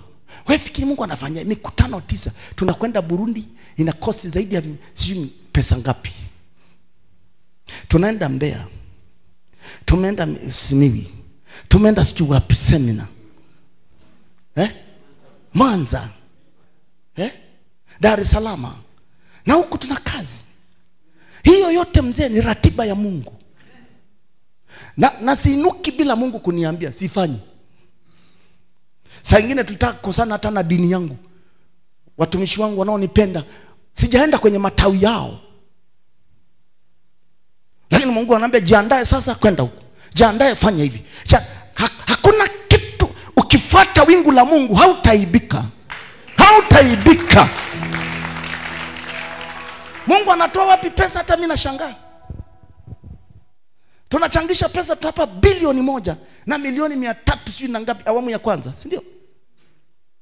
Awamu hii juzi ya pili hapa zimetoka bilioni 1 na milioni 200 na kitu.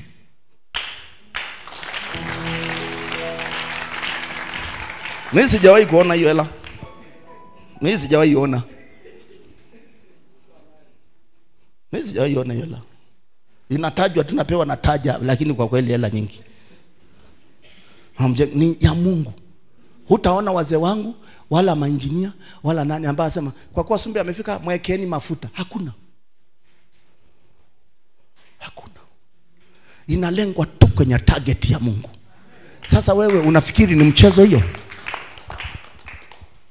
Unafikiri natoka Joshua Mungu ananiambia kusanya wachungaji waite hapa Singida. Nilitamani aniambia waite Arusha. Na wengine wamefungwa, wanafikiri labda anaenda kutangaza dini yao. Kumbe ni kwa faida yao. Lakini nakwambia Mungu ni Mungu. Inakwenda kutokea kwako.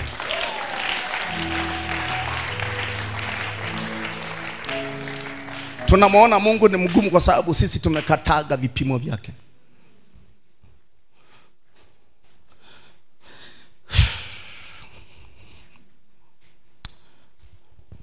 Nataka nimalizie neno hili. Tutaendelea kesho. Amina. Nimalizie neno hili. Uko tayari kunisikiliza?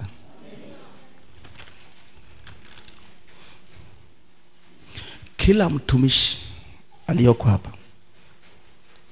kesho tunapokwenda kuhitimisha, maana kesho naweza kawa na vipindi viwili double. Asubuhi tukianza saa 3 labda mpaka saa 4:30. Silisali 1:30 tunakwenda break. Alafu tunaanza saa 5. Tunaenda paka saa 7. Tukimaliza tunapata chakula na kila kitu, tunaagana.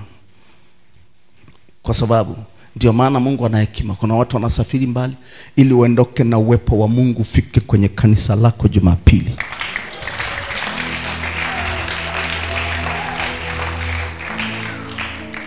Na unapokwenda kusimama, sio utaona kitu Mungu atafanya. Sio utaona hata wakati tunaomba. Sio utaona vitu ambavyo vitatokea kwako. Ndipo utamuinua Mungu sana. Hii sio mikutano ya semina ya kidini ambayo inashawishiana tu walete. Japokuwa vita vyake ni vikubwa. Vita vyake ni vikubwa. Lakini penye vita ndio unainuka viwango. Ndio unainuka viwango.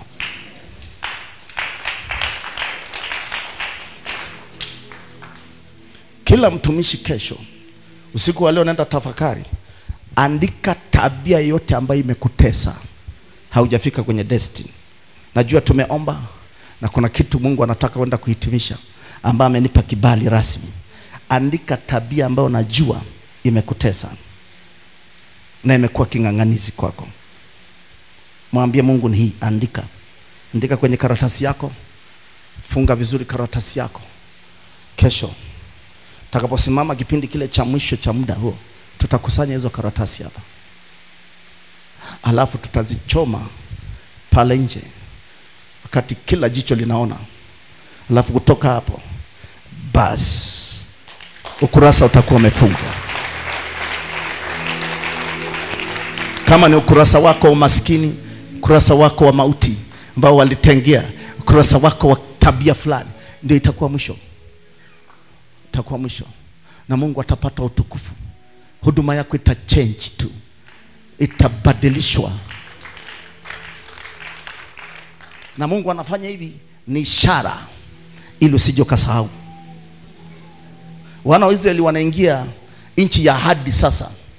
Baada ya kuzungushwa, baba zao wakakosea, wakarudishwa jangwani. Mungu akataka mpaka kizazi hicho kiishe. Wakafa jangwani. Watoto wao ndio wanaenda kuingia, wamekuwa watu wazima. Ndio maana asubuhi nilidokezea juu ya kizazi. Watumishi wengi hawajajua kizazi tulichonacho sasa. Wanang'ang'ana na kizazi kile cha kwao zamani, alafu wanataka waupindue ulimwengu.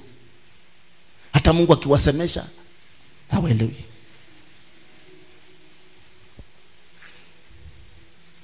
Wakati wanavuka mto Jordan, ulikuwa umejaa mpaka kingo zake, Biblia inasema, si ndio? Lakini Mungu akajitukuza, akawaambia tangulizeni makuhani. Tofauti na bahari ya Shamu ilikuwa tofauti.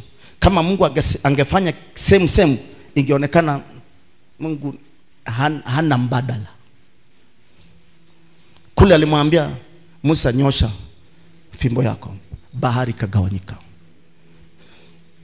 Jordan anawaambia, anampa agizo Joshua, maana sasa hiyo ameshika kijiti. Anawaambia waambie wale makuhani wanaobeba sanduku la agano watangulie mbele. Wanatangulia mbele ile kukanyaga tu maji. Anawaambia kanyageni haya maji. Mwanzo ile kukanyaga tu maji yakaanza kujigawa. Mungu anataka aheshimiwe, ndipo utaona. Na walipokuwa maji yakatindika huku, yakatindika na huku, pakawa kavu, akamwambia piteni. Watu wakapita. Wakati wanapita, akamwambia kila mtu chukua jiwe kwenye huo mto. Chukua jiwe, chukua jiwe. Mkifika hapo juu pale juu tu mwisho wa ngambo, kila mtu aweke hilo jiwe hapo. Alafu Mungu anasema itakuwa kumbukumbu. Watakapouliza watoto wenu na vijukuu vyenu, waambieni kile Mungu alichofanya. Kesho tutakapochoma hizo tabia zilizofunga, zilizozuia, itakuwa kumbukumbu, hautasahau. Hakuna mtu atakuja kuinuka asema, unajua nilikuwa nakuombeaga pastor, unajua ilikuwa hivi, ilikuwa ninangojea tu wakati. Utamwambia no, kila jambo hili lilifika wakati wake. Hili jambo niliitwa na Mungu.